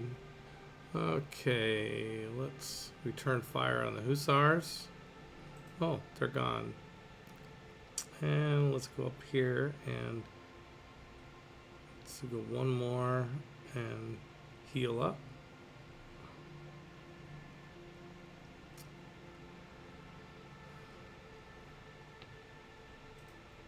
All right, let's take Radom. Oh wow, didn't even need to use Hippolyta for this.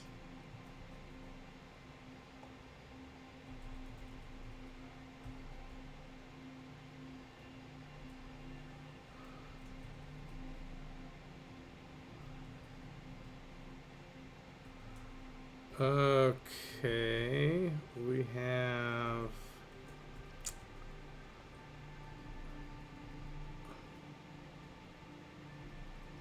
so there's always a question of keeping these cities or raising them. I tend to probably keep more cities than I should, but I like the how you can leapfrog as long as you're keeping the cities until you get to the capital, which is here. Then each city you can move your governors into them and sort of leapfrog on the loyalty track. Like it's, yeah, the cities, even though they're threatening to go to rebel, like this is going to rebel in 3 turns, but I put a leader there.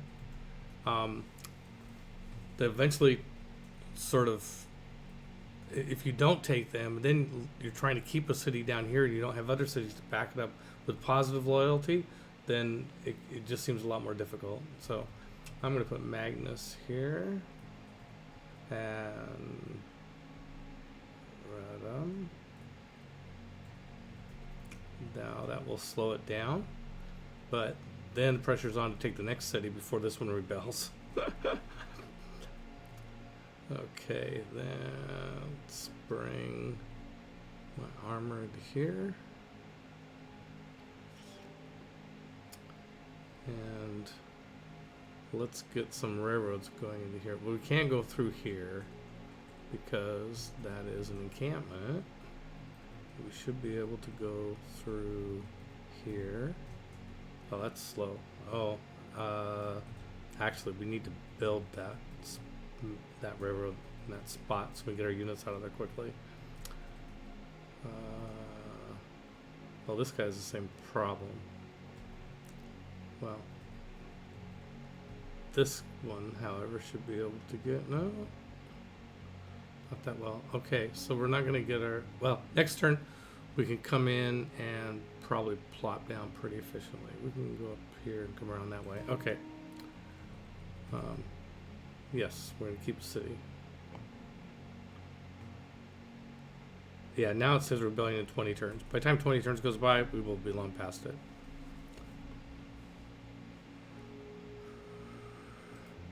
Chaotic good gaming. Crack that whip, Peter. Thank you. Hey, Garner.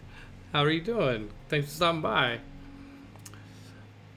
By the way, if I have a Facebook group for talking about Civ 6 or any version of Civ, really. If you would like to be on it, if we're friends on Facebook, you can message me there on Facebook, or you can drop me an email at peter@gencon.com and say you want to be on that and what your Facebook name is so that I can invite you.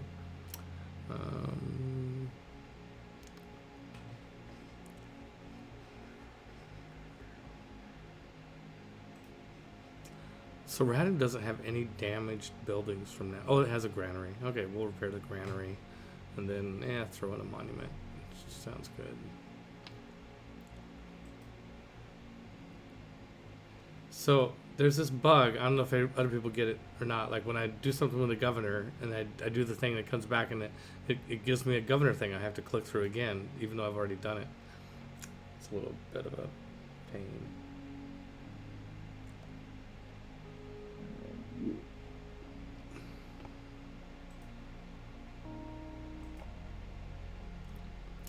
All right, let's get another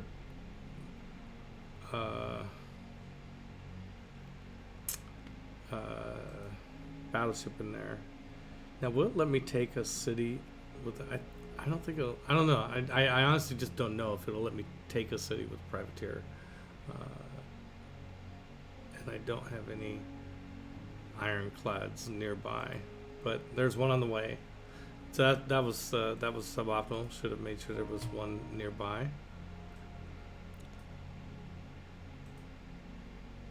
It's out of movement. This one took its promotion. So CivMe got me through college back in the late 80s and early 90s.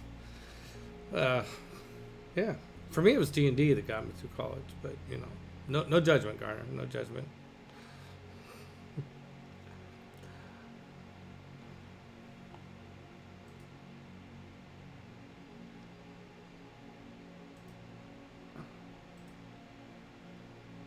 I doubt I'll be at war with Germany again, so why not send some trade routes that way? Okay, Hamiko, let's get you over here in the middle of where the action's going to be here now for the 2 turns you've got left. Okay, so here's an ironclad fleet. Yeah, we're heading this way.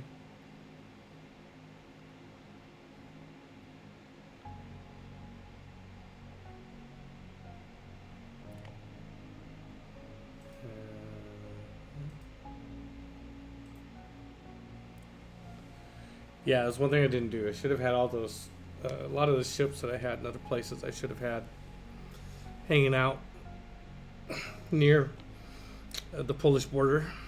So I wouldn't be waiting for them right now.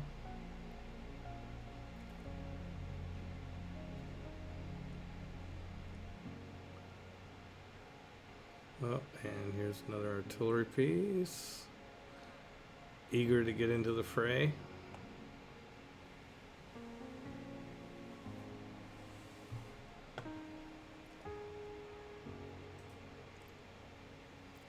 Gdansk is returning fire. Lublin's returning fire. Not so. My privateer is about half dead. He's probably going to do one more shot and then move along. Wilfred's actually. Oh, Canada thinks the weird light of the world. Wow, great. Progress towards rapid development is advanced. I got the boost for that. I must have finished the aerodrome. And synthetic materials. Okay. Johannesburg has a quest. Okay. Moksha is established in Mainz. Yep, they're starting to get the amenity notices. Oh, we have a red coat promotion. Yeah, we'll take it.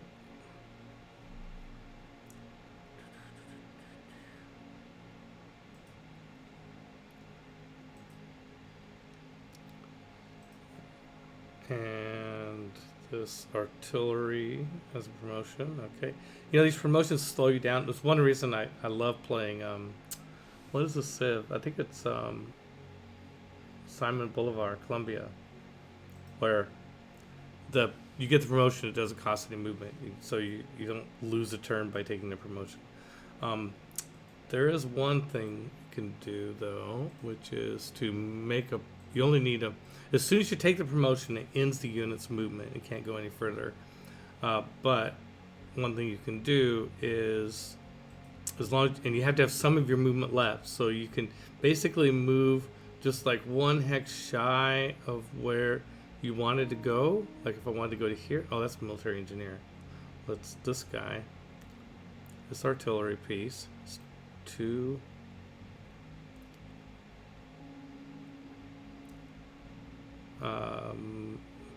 Okay, it's got a move and a half left. Okay, so now it'll take the promotion there. And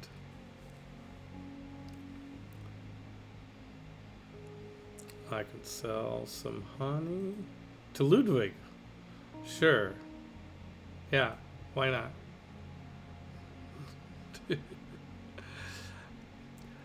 I mean, one thing about the AIs, they're unemotional, really. I mean, they always act emotional, you know, it's their AIs, right? But they're like pretending to be emotional all the time. But like, you can just wipe them out, and then a few turns later, they show up with a smile on their face. Hey, got any honey for sale? Yeah, sure. We got some honey. All right, let's do a deal. Sure. Okay, I can make 3 dedications out of 4. Wow. Okay. Let's see.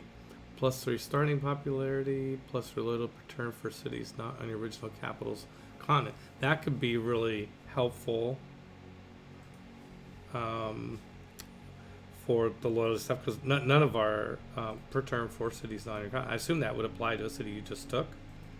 That would be good. Trade routes cannot be plundered. That's good.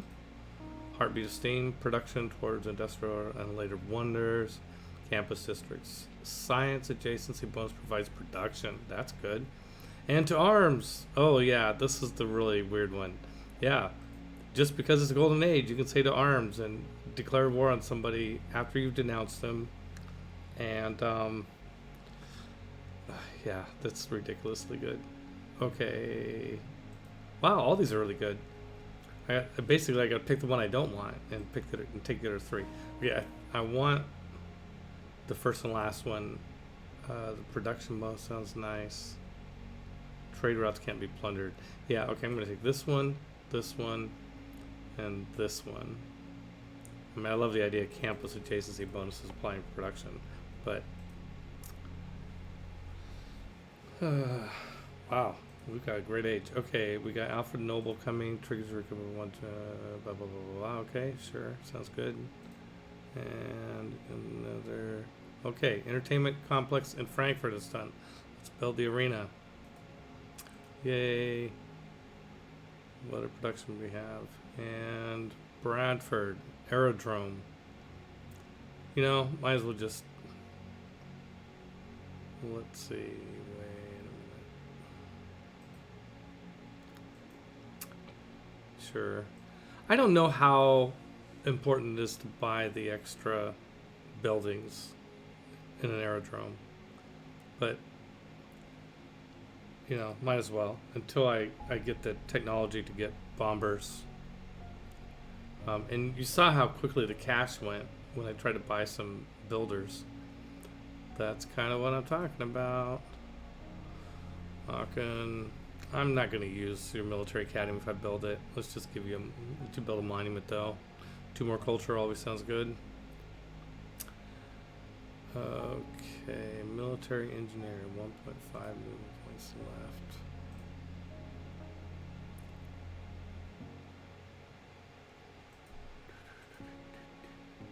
Okay, let's come down to here. Build a road.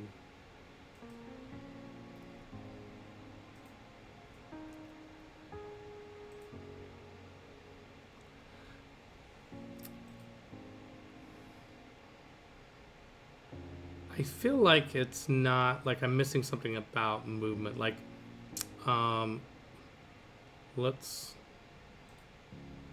is my territory, right? Except it hasn't been ceded to me by, so it's still hostile. Am I getting the full railroad bonus that I would expect? Okay, I'm going to go all the way around instead of going through this. Well, let's see. Do I have enough movement here? Movement here. No, I don't have enough movement to railroad this spot. So, okay, so if I move to here, I should have 1.5 movement points left. Yeah, I do. Okay, I'm getting the full benefit. I just expected my guys to be going faster, that's all, on railroads, you know? Just expected a little more. Hippolyta she must have done her thing already.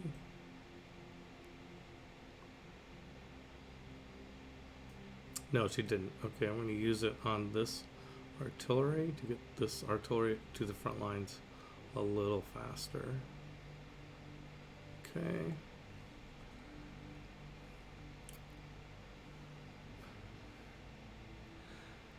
I mean, we could come and bombard Lublin with these battleships, but I think it's just fun to keep focusing on Gdansk and see if we can take it out.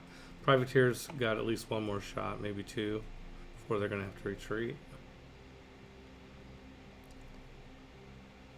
It's just so satisfying when you take an enemy city with ships. Okay, Hippolyta, come back to here. Oh, let's get this observation balloon up here with the artillery. Okay, that'll work.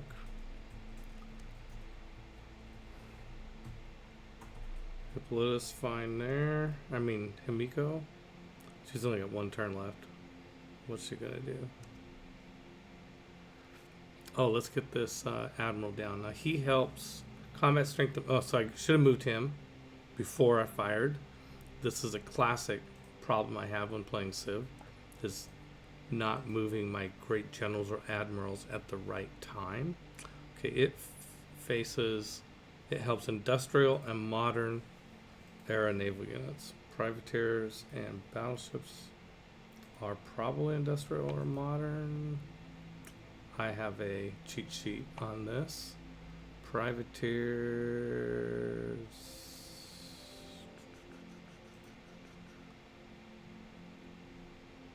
are not on my cheat sheet. The battleships are infantry. Okay, well, that was less than impressive. Okay, we're just gonna fortify and take some lumps as they come along. Doesn't really do much good to attack with these units, especially because they're horsemen. We can pillage though. Get a little faith. I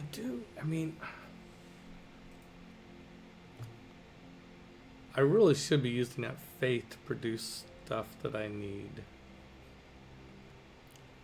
I'm in a really good position. There's just no doubt about it. I'm going to end up with,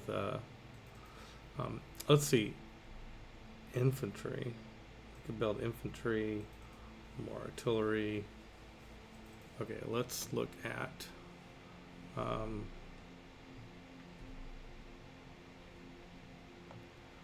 what we can buy with faith. Bradford, buy with faith. I've got 3,000 and some. I think I have an odd number. I think I have 4 tanks. Yeah. So I can't buy a tank army once. Okay, let's do a tank. Buy a tank with faith. And then I think I have enough faith to buy another tank. If I just pray hard enough, the tanks will come. Sure they are. There they are. I told you, Timmy. If we prayed hard enough, we'd get tanks.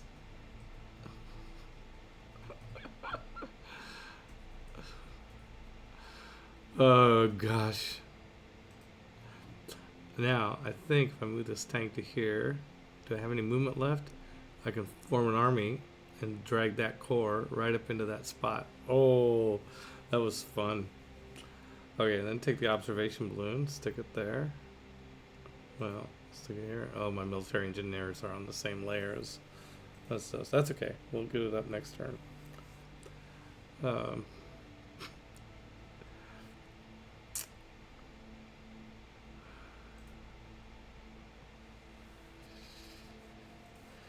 Oh, here's Alpha Noble. Now, what's he do? Triggers Eureka for technology modern time applies 150 great people. Points towards recruiting all current and future great people. Oh yeah, he's great. Yeah, just move him to a campus, do your thing. Thank you, Alpha Noble. And now we have advanced flight. Our knowledge. I wasn't. Oh, that's great. See, I didn't think I was going to get that boost because the boost was to build 2 biplanes. Biplanes are in the fighter class. They're pretty much, I'm not gonna say they're worthless, but I don't know. I just didn't do it. I mean, I have plenty of production. Maybe we should have. Oh, I think also the time that I thought I should build it, I was really worried about oil, and we are getting. Let's see, how's aluminum? Yeah, I'm not using any aluminum yet, so.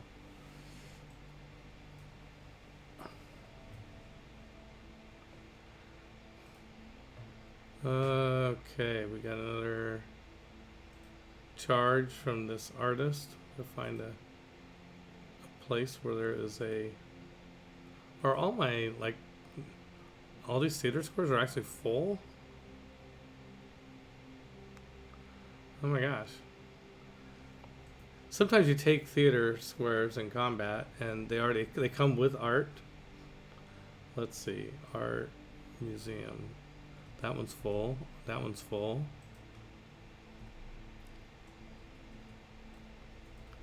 Those are full. Oh, I guess it is. I guess they wait until we capture a theater square that has some excess capacity. All right, just go to sleep. Maybe I'll remember you later. Battleship.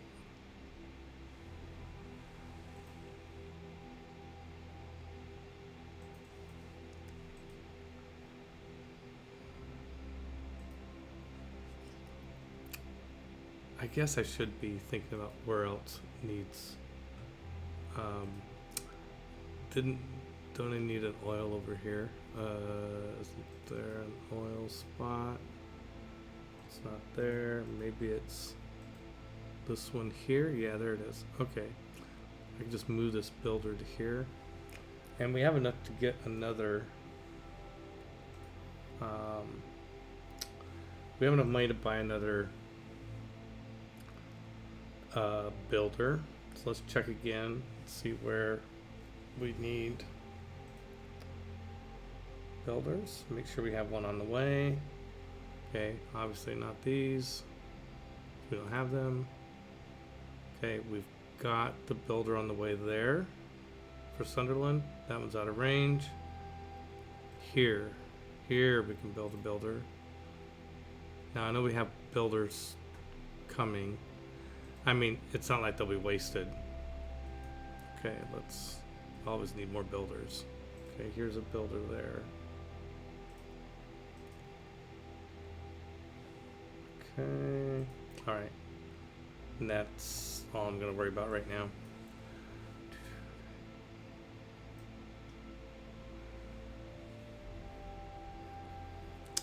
Oh, that's right. I had to get the archaeologist to go and clear the sites so that I could get so I could build my industrial zones.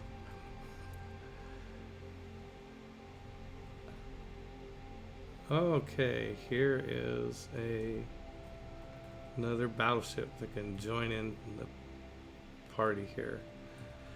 I mean, it's kind of a good thing that it's taken so long to reduce Gdansk down to something to capture, because it's taken a while for the ironclads to get here. So no sense being in a hurry. How much is it repairing? Am I doing enough damage? Well, yeah.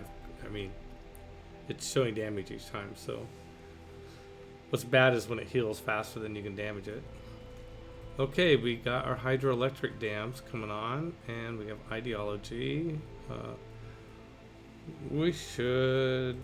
It's a little, and we got the Epic of Miko. Miko's gone. Okay, let's. Oh, that's actually the menu I wanted to be on. Let's look at policies and see where we're at. Make sure we got the right policies. Gold and discount. Yeah, resource delegations. Bonuses on pillaging, bonuses on loyalty, holy site bonus. Yeah, okay. Yeah, these all look good. Is there anything here that I really need?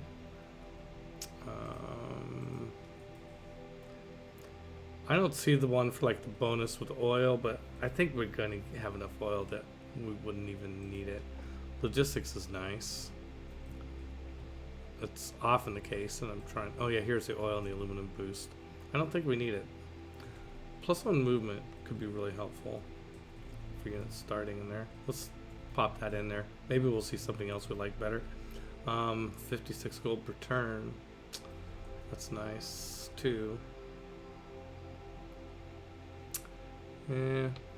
All right, let's take a look at economics. Wow, 5-year plan.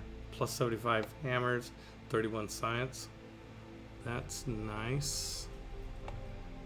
But it's actually getting to be more about money than hammers and science.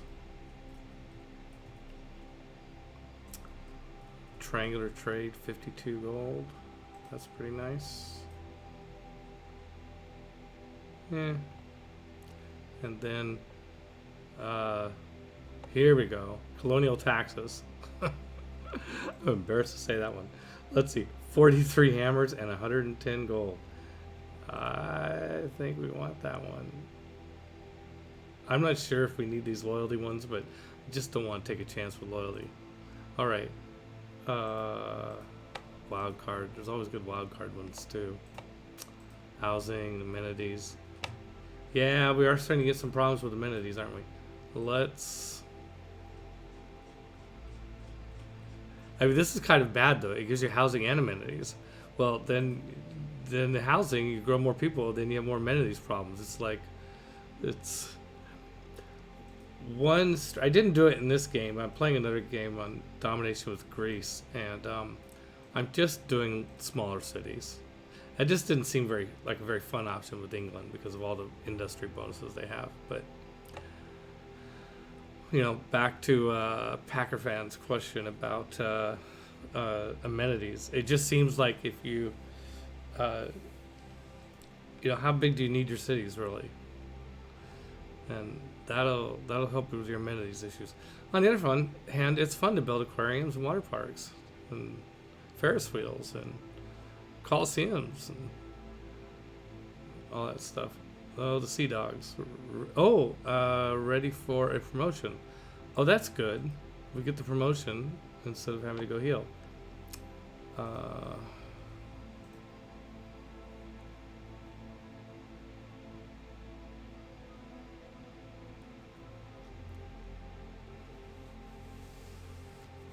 I think I want the +1 movement, so I'll take this one.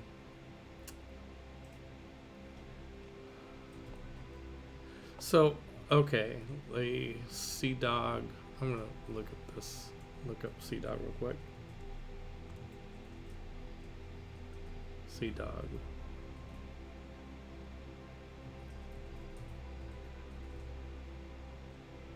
As a capture, okay, you can capture enemy ships.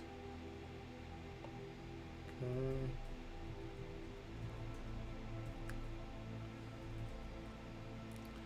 Okay, I admit, see now, I don't know everything. Like I haven't done naval rating. I'm just gonna be honest. I haven't done naval rating. So let's, but I think I should look it up here.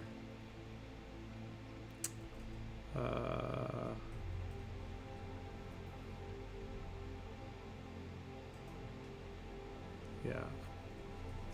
Civ 6 naval rating raider. How it works.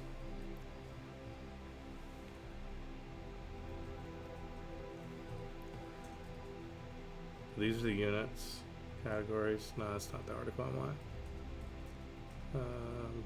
Oh, so privateer.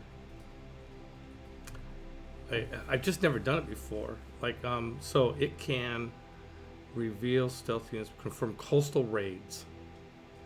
That's what I'm curious about. What are coastal raids? Civ 6 coastal raid.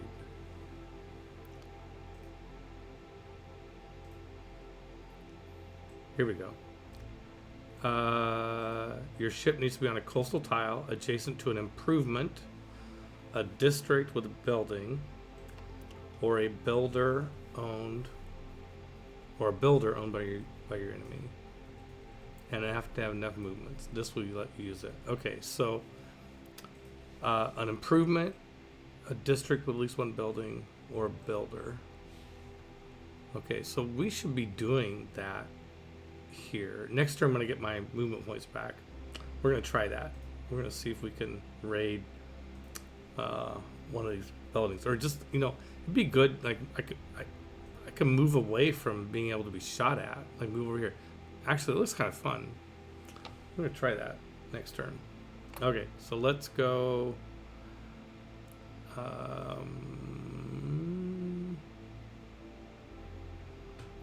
I guess let's get replaceable parts. It's cheap. You can see how easily money goes on this. All those things are going to cost money. Okay, here is another field cannon. How many field cannons do I have now? Oh, I have a lot of field cannons. That's right. We decided that I have more than I needed. Okay, so no more field cannons. No more field cannons for you, but we'll take the one we got. Yeah, we'll take it. We'll take it. For sure. I tend to put my field cannons on my flanks when I go into attack.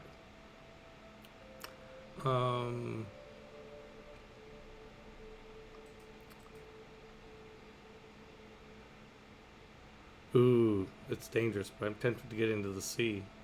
Now, we need to build a...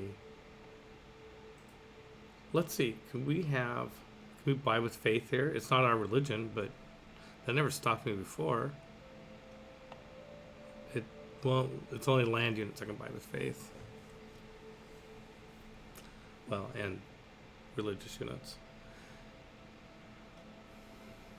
Alright, I was toying around with the idea of putting a unit in the water here and to get the siege bonus on this.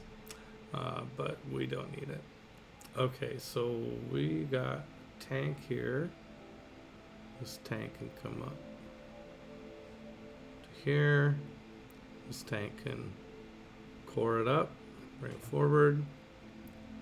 And here's the red coats.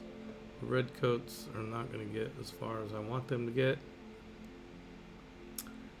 Let's do this, by the way. I think this encampment is exerting a zone of control, which is why I'm not able to move one and build there. Yeah. Okay, that's fine. Well, you know what we'll do is we'll put the field cannon here in this spot. Field cannons don't do much against the city, but I'll take the shot when you get it, just for the XPs. And we're gonna come back around the cavalry, and yeah, 780 gold. Take that. That's enough to build another builder, buy another builder. Okay. This observation balloon is right here. This artillery, we'll bring it up here beside the other one. Now we got the observation balloon there. And is it gonna let me fire? No, should be able to fire. Why do I only have a range of 2? The observation balloon here. That's weird. Oh no, I do have a range of 3. Okay. I was looking at the wrong number. And this one has a range of 3, but it moved. So let's get Hippolyta up here and have her let the one that's full strength attack again. Oh, and here is another tank. Let's bring this tank up to here. And army up. This guy.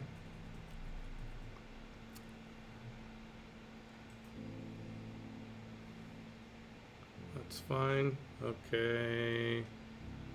All right.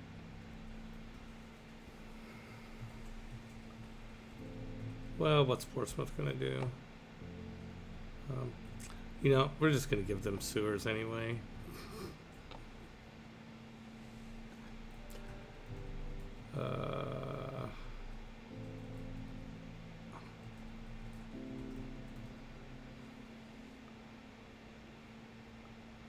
Battleship. That's the big question. Will the ships be able to take a dance before the army units get there? Fine.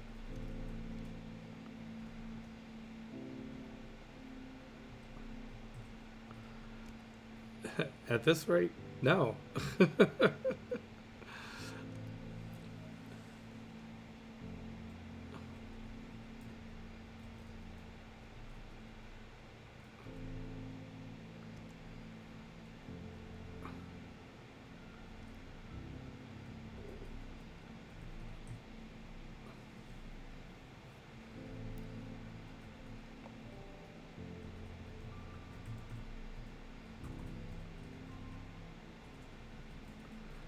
Well, I should have moved my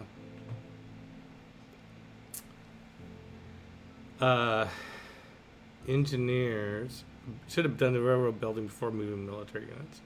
Getting the sequence right is okay. It's going to take a while for the redcoats to get all the way over there.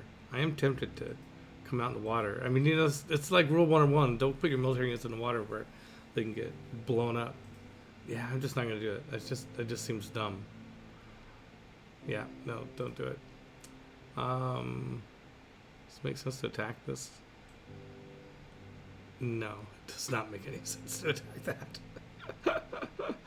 Just let it sit there and exert its zoc and take little pot shots. I mean, it's so much stronger on defense than it is on offense. I mean, it's an encampment. I guess there's a certain logic to that. But, they can fire at people. Okay, so this is James Watt. He's still coming towards Leeds. And here comes Ferdinand. Oh, we're getting up.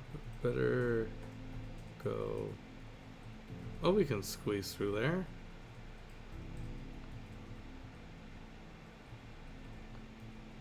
Yeah. Oh, we're getting there.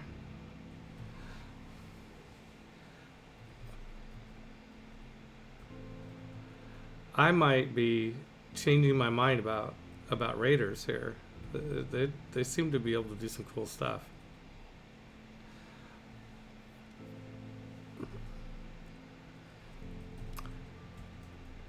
Okay, we got this. Okay, that.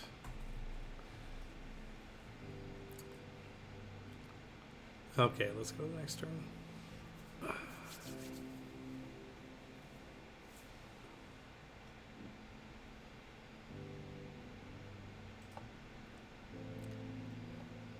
Okay, field cannon. The notification log, it's hard to watch what's going on. It goes by so fast, but notification log tells me a lot. Oh, aid request. I didn't earn any points for aiding. Well, sorry. I had a deficit. Nobody aided Wilfred. Poor Wilfred.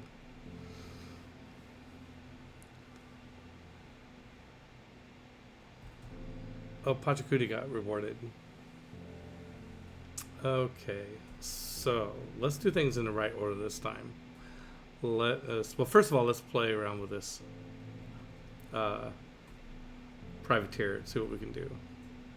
Can we go up here? We're going to go up here and try and raid this campus.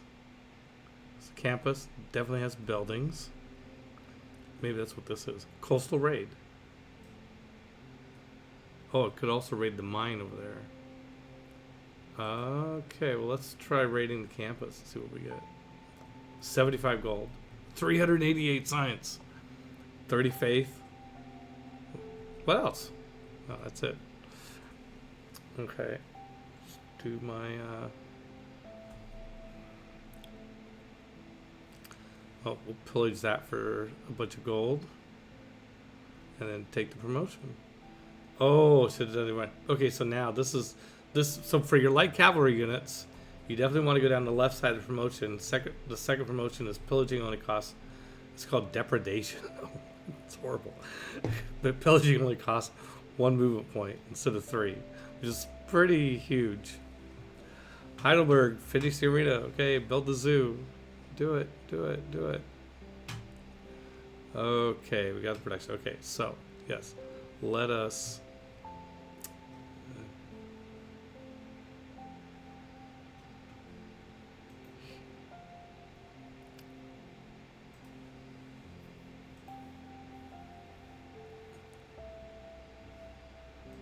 Okay, I don't think anybody can hit me. There's no ships. Nobody within range of there. Okay.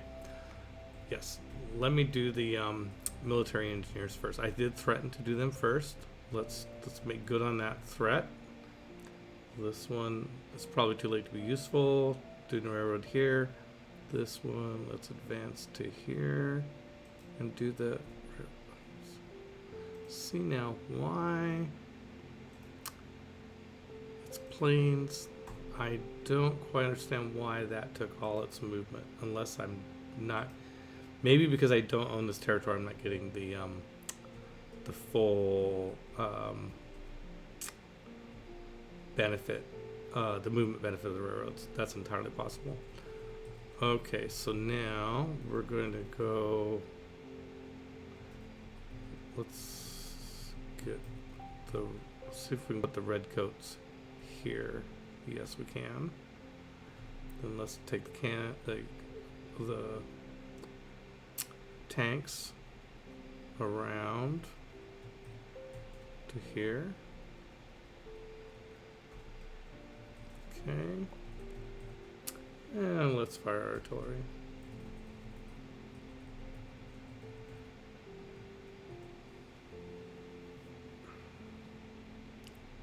And we'll fire the field cannons. Like I said, they won't do much, but they get 4 XPs for not doing much. Does it make any sense? No, let's not damage this guy up too much. Okay, then let's have Hippolyta. Let this one fire. Well, I was choosing this one because it's at full hit points. The other one has 3 promotion zones instead of 1, so that might have been making the wrong choice here. Okay, I don't think we can take it yet. Let's mouse over It's really close. It's tempting to. The problem is, if you take a lot of damage to your units, then you got to take time to heal them up. So, on the other hand, taking an extra turn to take a city, what's the trade-off there? You know, I think I convinced myself I should attack this city. Let's.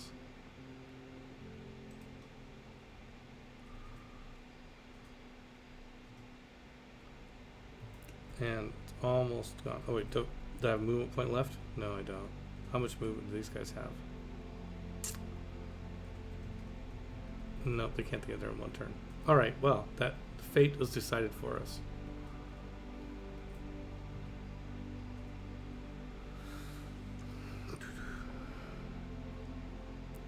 Movement stays there. Tank. Oh, it has one movement points left, but it's enough to get to the bombard, it looks like. Yeah, it's enough to get to the bombard. And kill the bombard. Oh, sorry, Yadviga. I'm sure you were really proud of the bombard.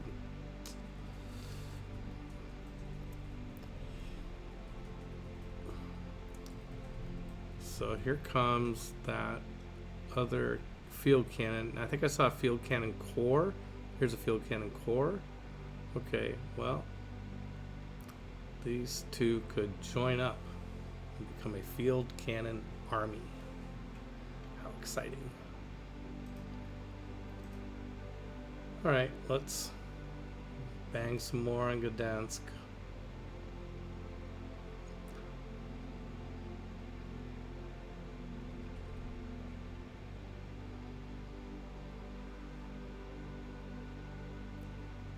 Oh, the Ironclad's gonna be so upset if it doesn't get there in time.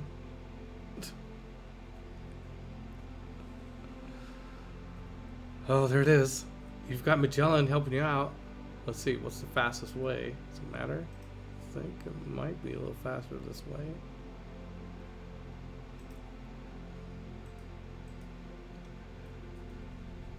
Just clicking away as fast as possible.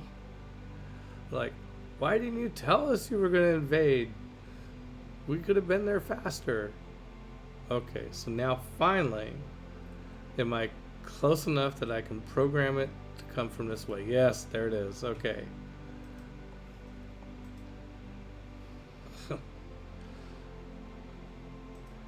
Yay, we got an artifact. Let's take the barbarian artifact this time. Ooh, we got a doubloon. Okay, a Renaissance era artifact. Weren't we just in the Renaissance? It doesn't seem like that long ago. Okay, we gotta do this oil thing again. Make sure we're finding all the right oil.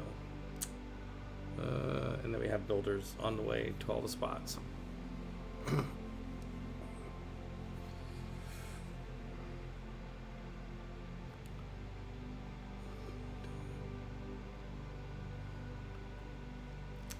Okay, that one we got. That one's too far away. That one we've got. It's on the way. In fact, we should be able to just do it right now. Build the oil platform. Good deal.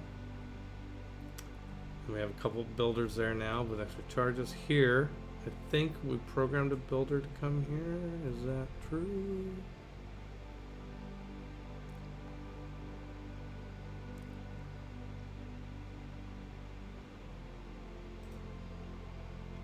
Is it this builder? Is it on its way there? Yeah.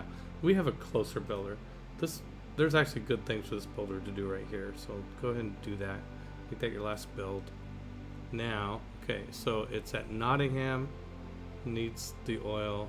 Needs the builder. This builder is actually a lot closer. So have this builder go to Nottingham to trade that. Okay, let's see. Here we need. And we are building a couple builders, but let's grab this one. It's done there. Okay, so this one will come to Bradford. Okay. And then we have this builder coming here. We have another building coming off the assembly line here. Okay, so This one is coming to there. Good. And then it'll pop up there. It's got 4 builds. Yeah, plenty. And that's that one. Zanzibar, you need to go and do your oil. Can we? Yeah. I think we're gonna have enough without really trying to hurry them along. Okay, that's all. Okay, so you can see that we do have a lot of opportunities for offshore drilling, and I think we have a plan in place to get all the ones except for Mogadishu. Don't remember if there's a way of like saying, hey guys, we'll invest in that. Don't think so. Your builder may improve. Yeah, I don't remember what he did. Now once they expand into these tiles, I think we could send a build over to get them. Zanzibar is our ally. But I think, to be honest, I think we're gonna have enough oil. Which is, wait, why did it give me this guy?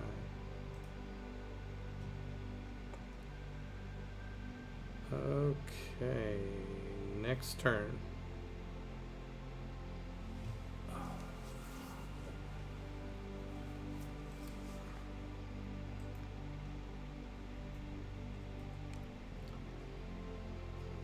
Tank took 3 damage, field cannon took 8, Sea Dog took 17 and 20. Oh, I moved within range of this encampment here. Yeah, okay.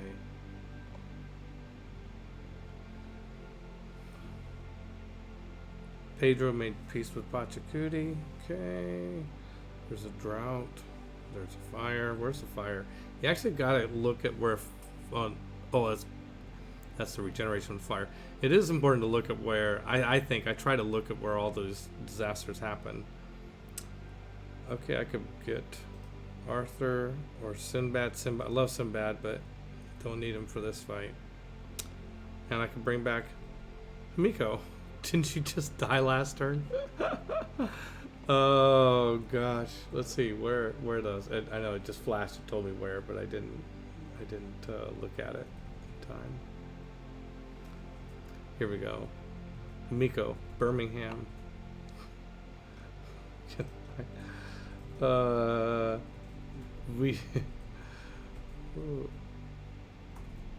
Yes, I can get her back. I just lost her last turn. Literally, she's out.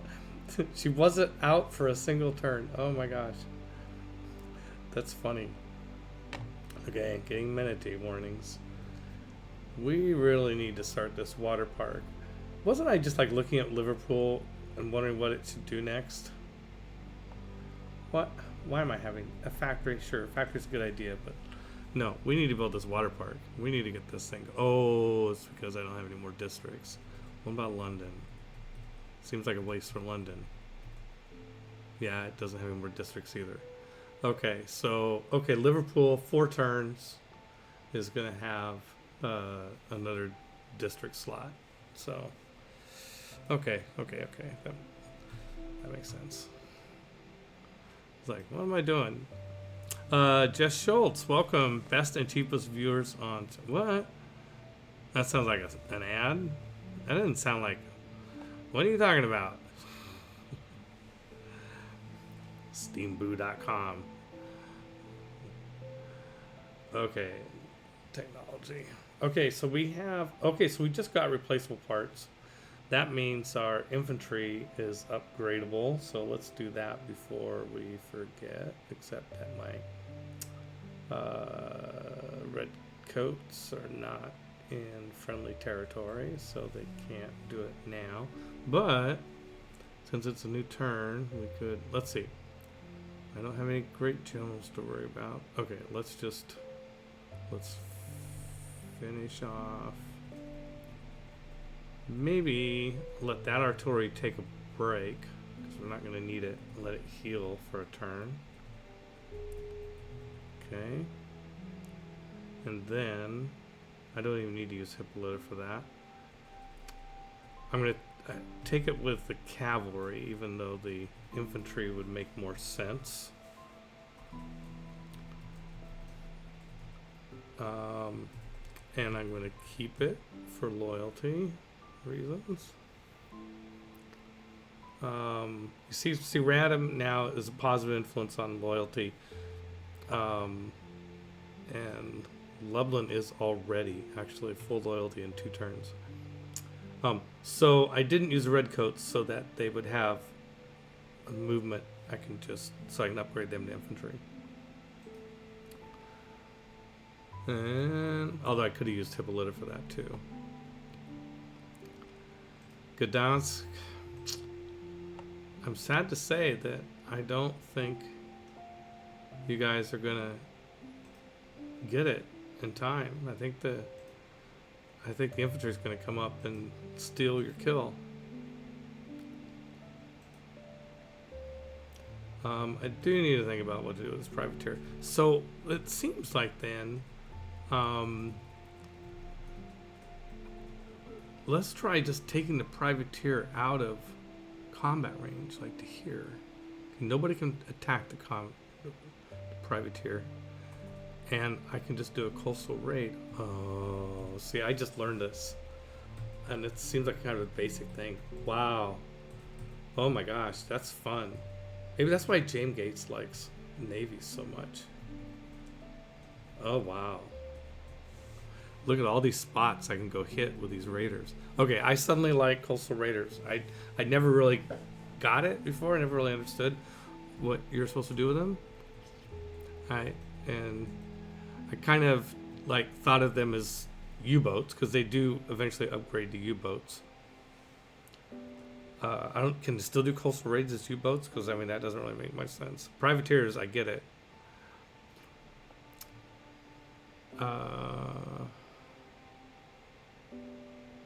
Okay, the tank needs to go somewhere and make some money. Make some money. Camps, I think. By the way, you guys love this. I'm such a geek.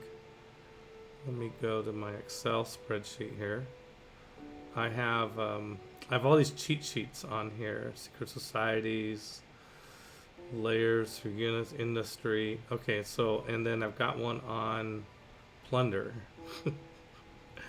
And like, I mean, it's all stuff you can find elsewhere, but I just like make my own cheat sheets for where everything is. So, what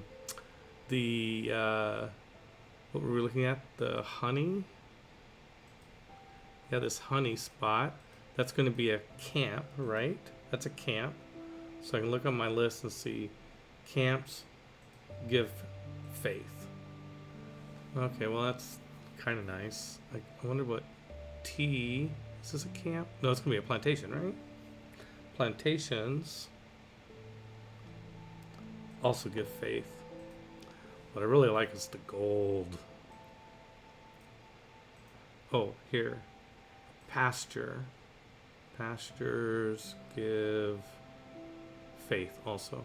Okay, well, if faith is what we're going to get, that's what we're going to get. There's faith down here. We can, yeah. Or we go up there and get more science. Yeah, let's grab some faith. Sure, why not? Actually, we did build artillery with faith. That seemed like a pretty good thing to do with faith.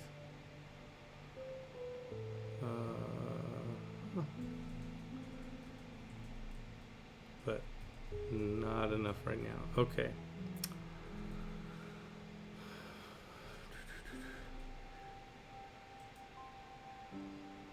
So we can build chemistry, get research labs, advanced flight. Start cranking out planes. Computers. We're in range of the computers. All right, we're gonna do that so we get build our flood barriers.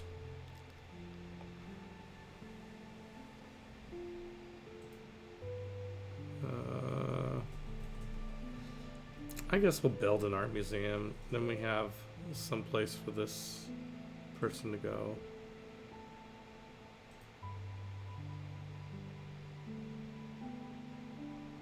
Q Ying.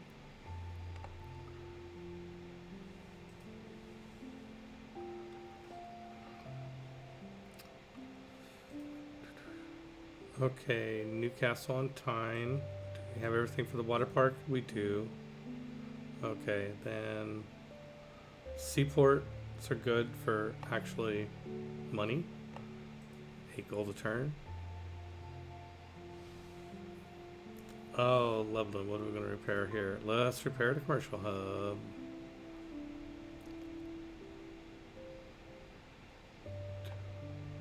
Looks like, okay. Now, this field cannon. First of all, let's army up with this one.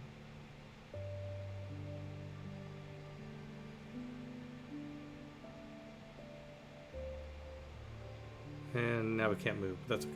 That's fine.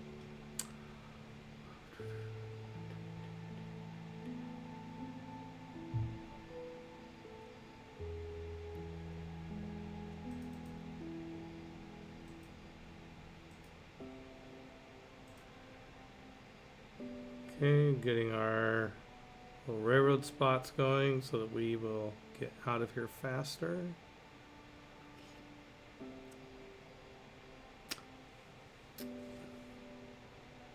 Yeah, I think that's what was happening. I think that because the city wasn't controlled, getting the road bonus, but maybe not the rail bonus. Like this tank has 1.5 left. I think I'm probably a modern roads, which I think is half a movement point. So if I go to here, I should have 1 movement point left. Yep. Like come back up the road and have half a movement point left. Sure. Okay, that makes sense.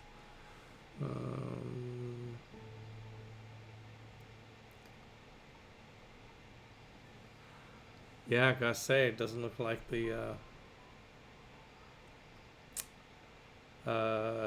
ironclads are gonna be here in time to take the kill. Field army hasn't done anything yet, and it's damaged. So I think I'm gonna have it heal for a turn. Packer fan, if I made spreadsheets for a game, I would be no longer be having fun. Not for me, I guess. You've never been a fan of playing Spreadsheet Commander? I admit I've crossed the line there into some weird, too geeky thing. But I enjoy the game. You know, obviously, I enjoy this game a lot, and I just find that I'm better at the game if I put some spread. I don't know. I think it's kind of fun to put together a spreadsheet for a game. But I'm not the only one. I promise you, I'm not the only person that does that. But I was, before I became before I started my first company, WotC, back in 1990, I worked at the Boeing company, and I was quite the spreadsheet guru. I could program spreadsheets, make macros, and all that stuff. Not anymore. I mean, I just a few years back, I tried to write a macro for something, and it's like, oh, that knowledge is gone. It's gone away. Hamiko, wait, I programmed you to go to Mogadishu. Oh, but it might be faster to have you, let's see, program here. That's 3 turns. Yeah, let's not overthink it. Just do that. I was thinking maybe a city transferred to Bradford and then across. Okay, I did build.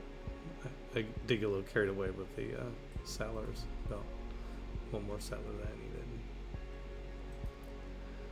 needed. A builder, I mean. Okay, I know what to do with excess builders. Go build fisheries for Liang. Never heard of Spreadsheet Commander. My friend Adrienne, dear friend, BFF, who used to be the president or CEO of Gen Con back in the day. That was just a term she came up with for, like, she was like, deep into working on a spreadsheet for like financial analysis for Gen Con. She's like, I'm playing Spreadsheet Commander.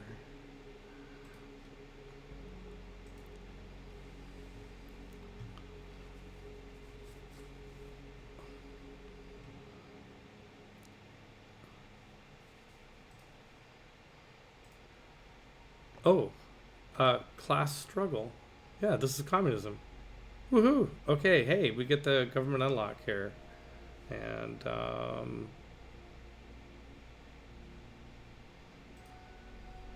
great. Okay, so we are going to upgrade our government to communism. 6, 7, 8. We're going from a 6 policy government to an 8 policy government. That's the main reason. And woohoo! Power to the people. Okay, now we have to take a minute to look at our policies. Okay, so we've got we can move this loyalty policy up here to the military slot. We got the benefits to yield, the discounts on these two are your most important for warmongering. You get discounts on your upgrades and get bonuses on your plundering.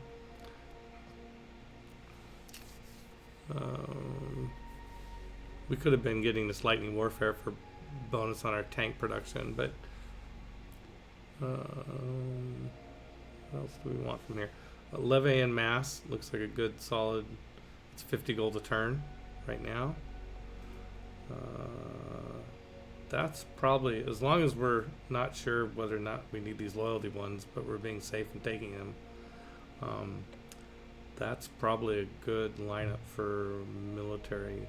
I don't see any other policies that are so compelling that I need to take up a wild card slot. Okay, so let's go economic policies. The ones we got are good. Yeah, more housing so that we grow faster and then need more amenities.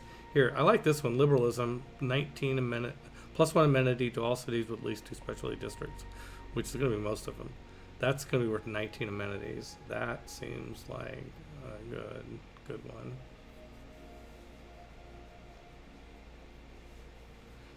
Oh, and here's established governors give, with at least 2 promotions, give 1 amenity and 2 housing. I don't have, there's not that many governors, so it's going to be like 5 amenities. It doesn't seem worth taking out. Now, if you might look at the scripture and go, why am I doing the scripture one? Plus 33 faith, why bother? But what it does is scripture, this is like, if you don't know this combo, by the way, this is a great combo on religion, is get a religion, take work ethic, which has your, as a fundamental, one of your tenets, beliefs at the beginning. What it does is all your adjacency bonuses for faith apply to production as well. And then when you get scripture, when, I don't know, it's a little bit later, but still fairly early game, like Middle Ages, then your holy site bonuses apply to production, or they're doubled. So you're doubling your holy site, and they're all applied to production. So the scripture here is saying, hey, plus 33 faith, that's great.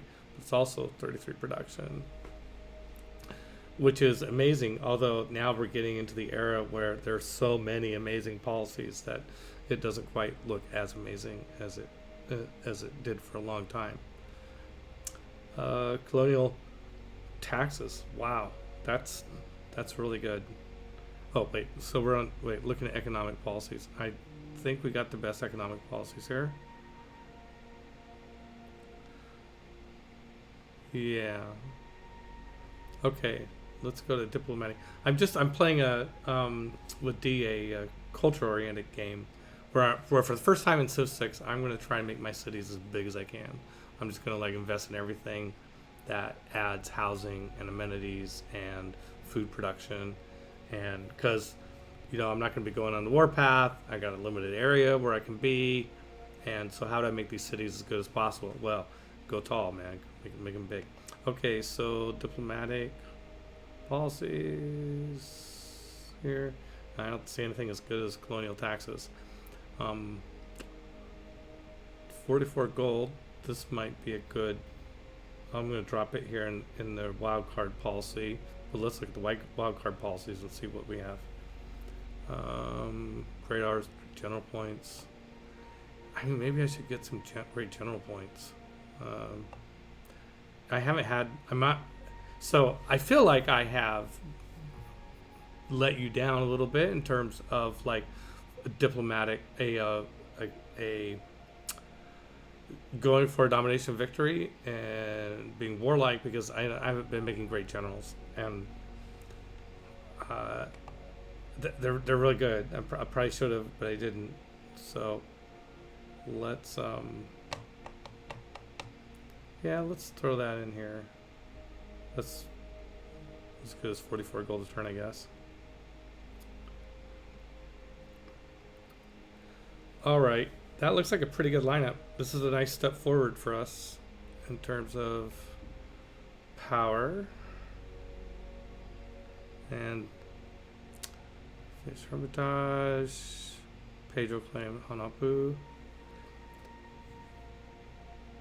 Okay, yep.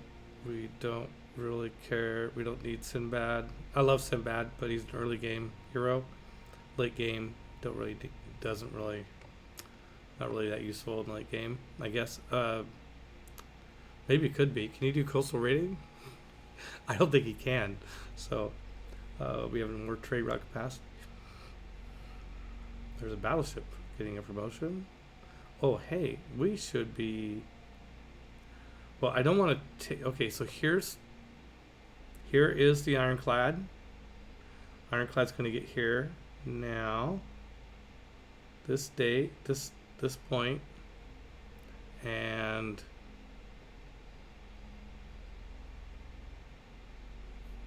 we're going to. We should core up some of these guys.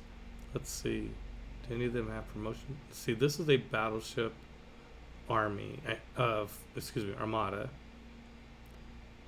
and none of them have promotion points. Okay, so let's bring this battleship here and army up with this one,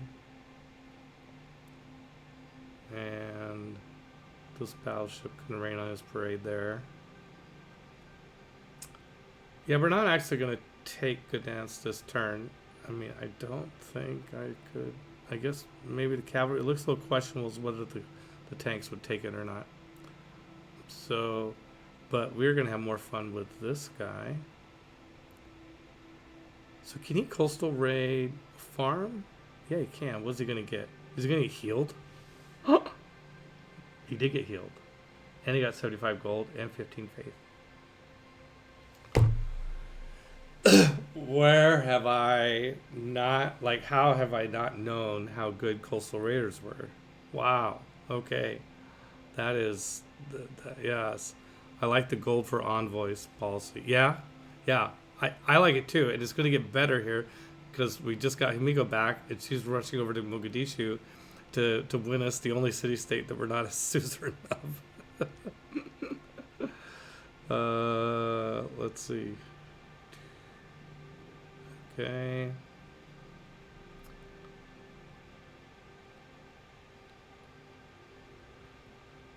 Oh, I got era score. What are we at on the whole era thing? Oh, that's right. We just got like a massive. Whoops, that's not era. That's spies. We just got a massive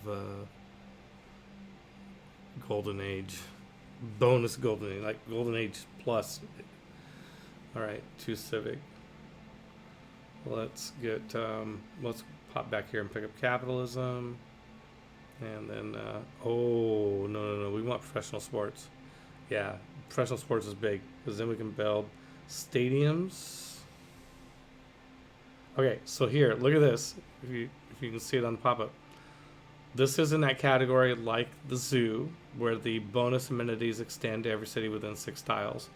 But if it's powered, it's going to be 3 amenities. Bonus amenities extend to all cities. Multiple copies of this building within 6 tiles do not, they don't stack. But the stadium stacks with the zoo, with whatever you're getting from the water. So, yeah, we want professional sports next. And ski resorts. And aquatic centers. And, the Estadio do Maracanã. Okay, this is, by the way, Packer fan, yeah, you're still here. You asked about amenities. This is a great wonder, I think. And I've never seen any, I'm sure somebody's called it out. I haven't seen anybody call it out online as a great wonder, but I think it's a great wonder. It's a little hard to build. You have to build on flat land. It has to be adjacent to an entertainment complex with a stadium. So when it gets to professional sports, we're going to go build stadiums and all the entertainment complexes. And then certainly one of them is going to, hopefully, knock on wood, be adjacent to flat. I got to program my mind and make sure that when I build entertainment complexes, that I'm thinking about having at least one of them next to flat land. Two amenities for every city in your civilization. Just bam. And I'm pretty sure that's going to stack with sports stadiums and everything else. I'm also a little emotionally partial to the Estadio de Maracanã. I've been there. I've been at the Estadio de Maracanã. When it was built, it was the biggest soccer stadium in the world. I don't know if it is now, but it's in Rio de Janeiro, and I went and saw a football match there. It was quite fun. Oh yeah, this particular entertainment center is definitely next to Flatland, but this is not our best producer. Frankfurt is 67. It's not bad. Yeah, so we'll probably build. By the time we get professional sports, he'll have that zoo built, and then we can build the stadium and do it. Oh, the little moments you live for in this game. Okay, Aachen. Oh, is there a dam we need to build? Yeah, let's build a dam. That'll keep them busy for a while. Oh, yes, dams. Okay, whoa, slow down, Jackson. I just remember we just got hydroelectric dam. Okay, we need to go upgrade all our dams to hydroelectric dams. Hydroelectric dam. First of all, dams. I know Ursa Ryan doesn't like dams because those are too expensive. I don't. That's what Hercules is for. I try to get Hercules in there, but again, I have him go build all the dams. But I think the dams. I find natural disasters really annoying. The floods, and they look horrible. I mean, you look at the screen, everything turns brown and everything like that. Then you got to build a builder and go around and repair everything. Although it does actually improve sometimes the tiles, and you could question how bad of an idea is this. Okay, wait. This has a dam. Is it Munich or somebody else? Who owns the dam? Okay, it's got a dam. Munich. Why is it giving me an option to build a dam? There must be another. Where would it build it? We'll build it over here. Oh, on a different river. Okay, well, hold that thought. Right now, we don't need you to do that. Right now, what we need you to do, come back. Where did you go? Come back, Munich. What we need to do now is build a hydroelectric dam here. We'll just key that to go after the supply colony. After the supply colony. Hydroelectric dam is... That's not what I wanted to do.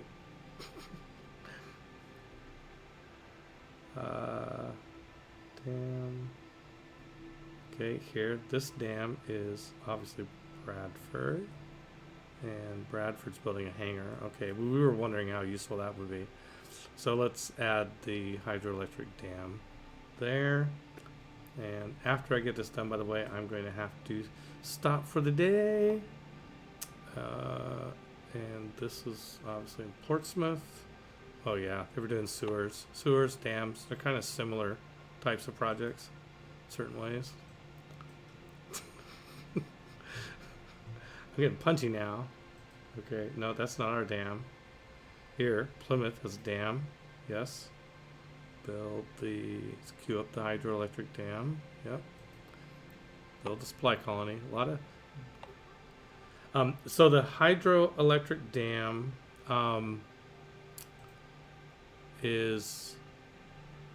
Well, it's not letting me mouse over it right there. The main thing it does is that, I don't know if it's the only thing it does, I can't remember, but the main thing it does is it produces power. And we're getting benefits from power in this Civ, and so we want power. And I just want to look real quick. Whenever I have a question, I try and answer it. That's the way I learn. Yeah, provides a city 6 points of power from, and it's it doesn't take a citizen, nothing. You build a hydroelectric dam, the rest of the game is producing 6 points of power, and we're building like 4 of them here, so that's great. Speaking of power, one last thing, this is one thing I said I keep a close eye on in this game, is make sure that all of our cities are fully powered, and they are. Yay. Okay. All right. That's it for today. Thank you for stopping by. I'll be back next week. I hope you had fun. Remember, like I said, I do have a Facebook group for talking about Civ 6. And so drop me a message on Facebook or email peter@gencon.com and let me know if you're interested, and we'll add you to the group. And what else? Stick around, Gen Con TV. Tonight we have Dress to Quest at 6 p.m. I think Pacific time. Tomorrow night we have Indie by Night at 7 p.m. Pacific time. On Wednesday we have 4 p.m. we have Path of the Brush, our live miniatures painting. 6 p.m. we have Act Roki, RPGs from my studio. Really nice setup there. Thursday at 10 we have Blood on the Clock Tower. And at 2 we have Roll with Ram Alternus, which is mostly about Shadowrun. And then Friday we have Table Takes at 2 p.m. Pacific, and it's our weekly news show. And then at 5 p.m. We have Sarah's Table for indie RPGs. And then Monday it's back here with me. All right, that's it. Thanks for stopping by. Take care. Have a great week.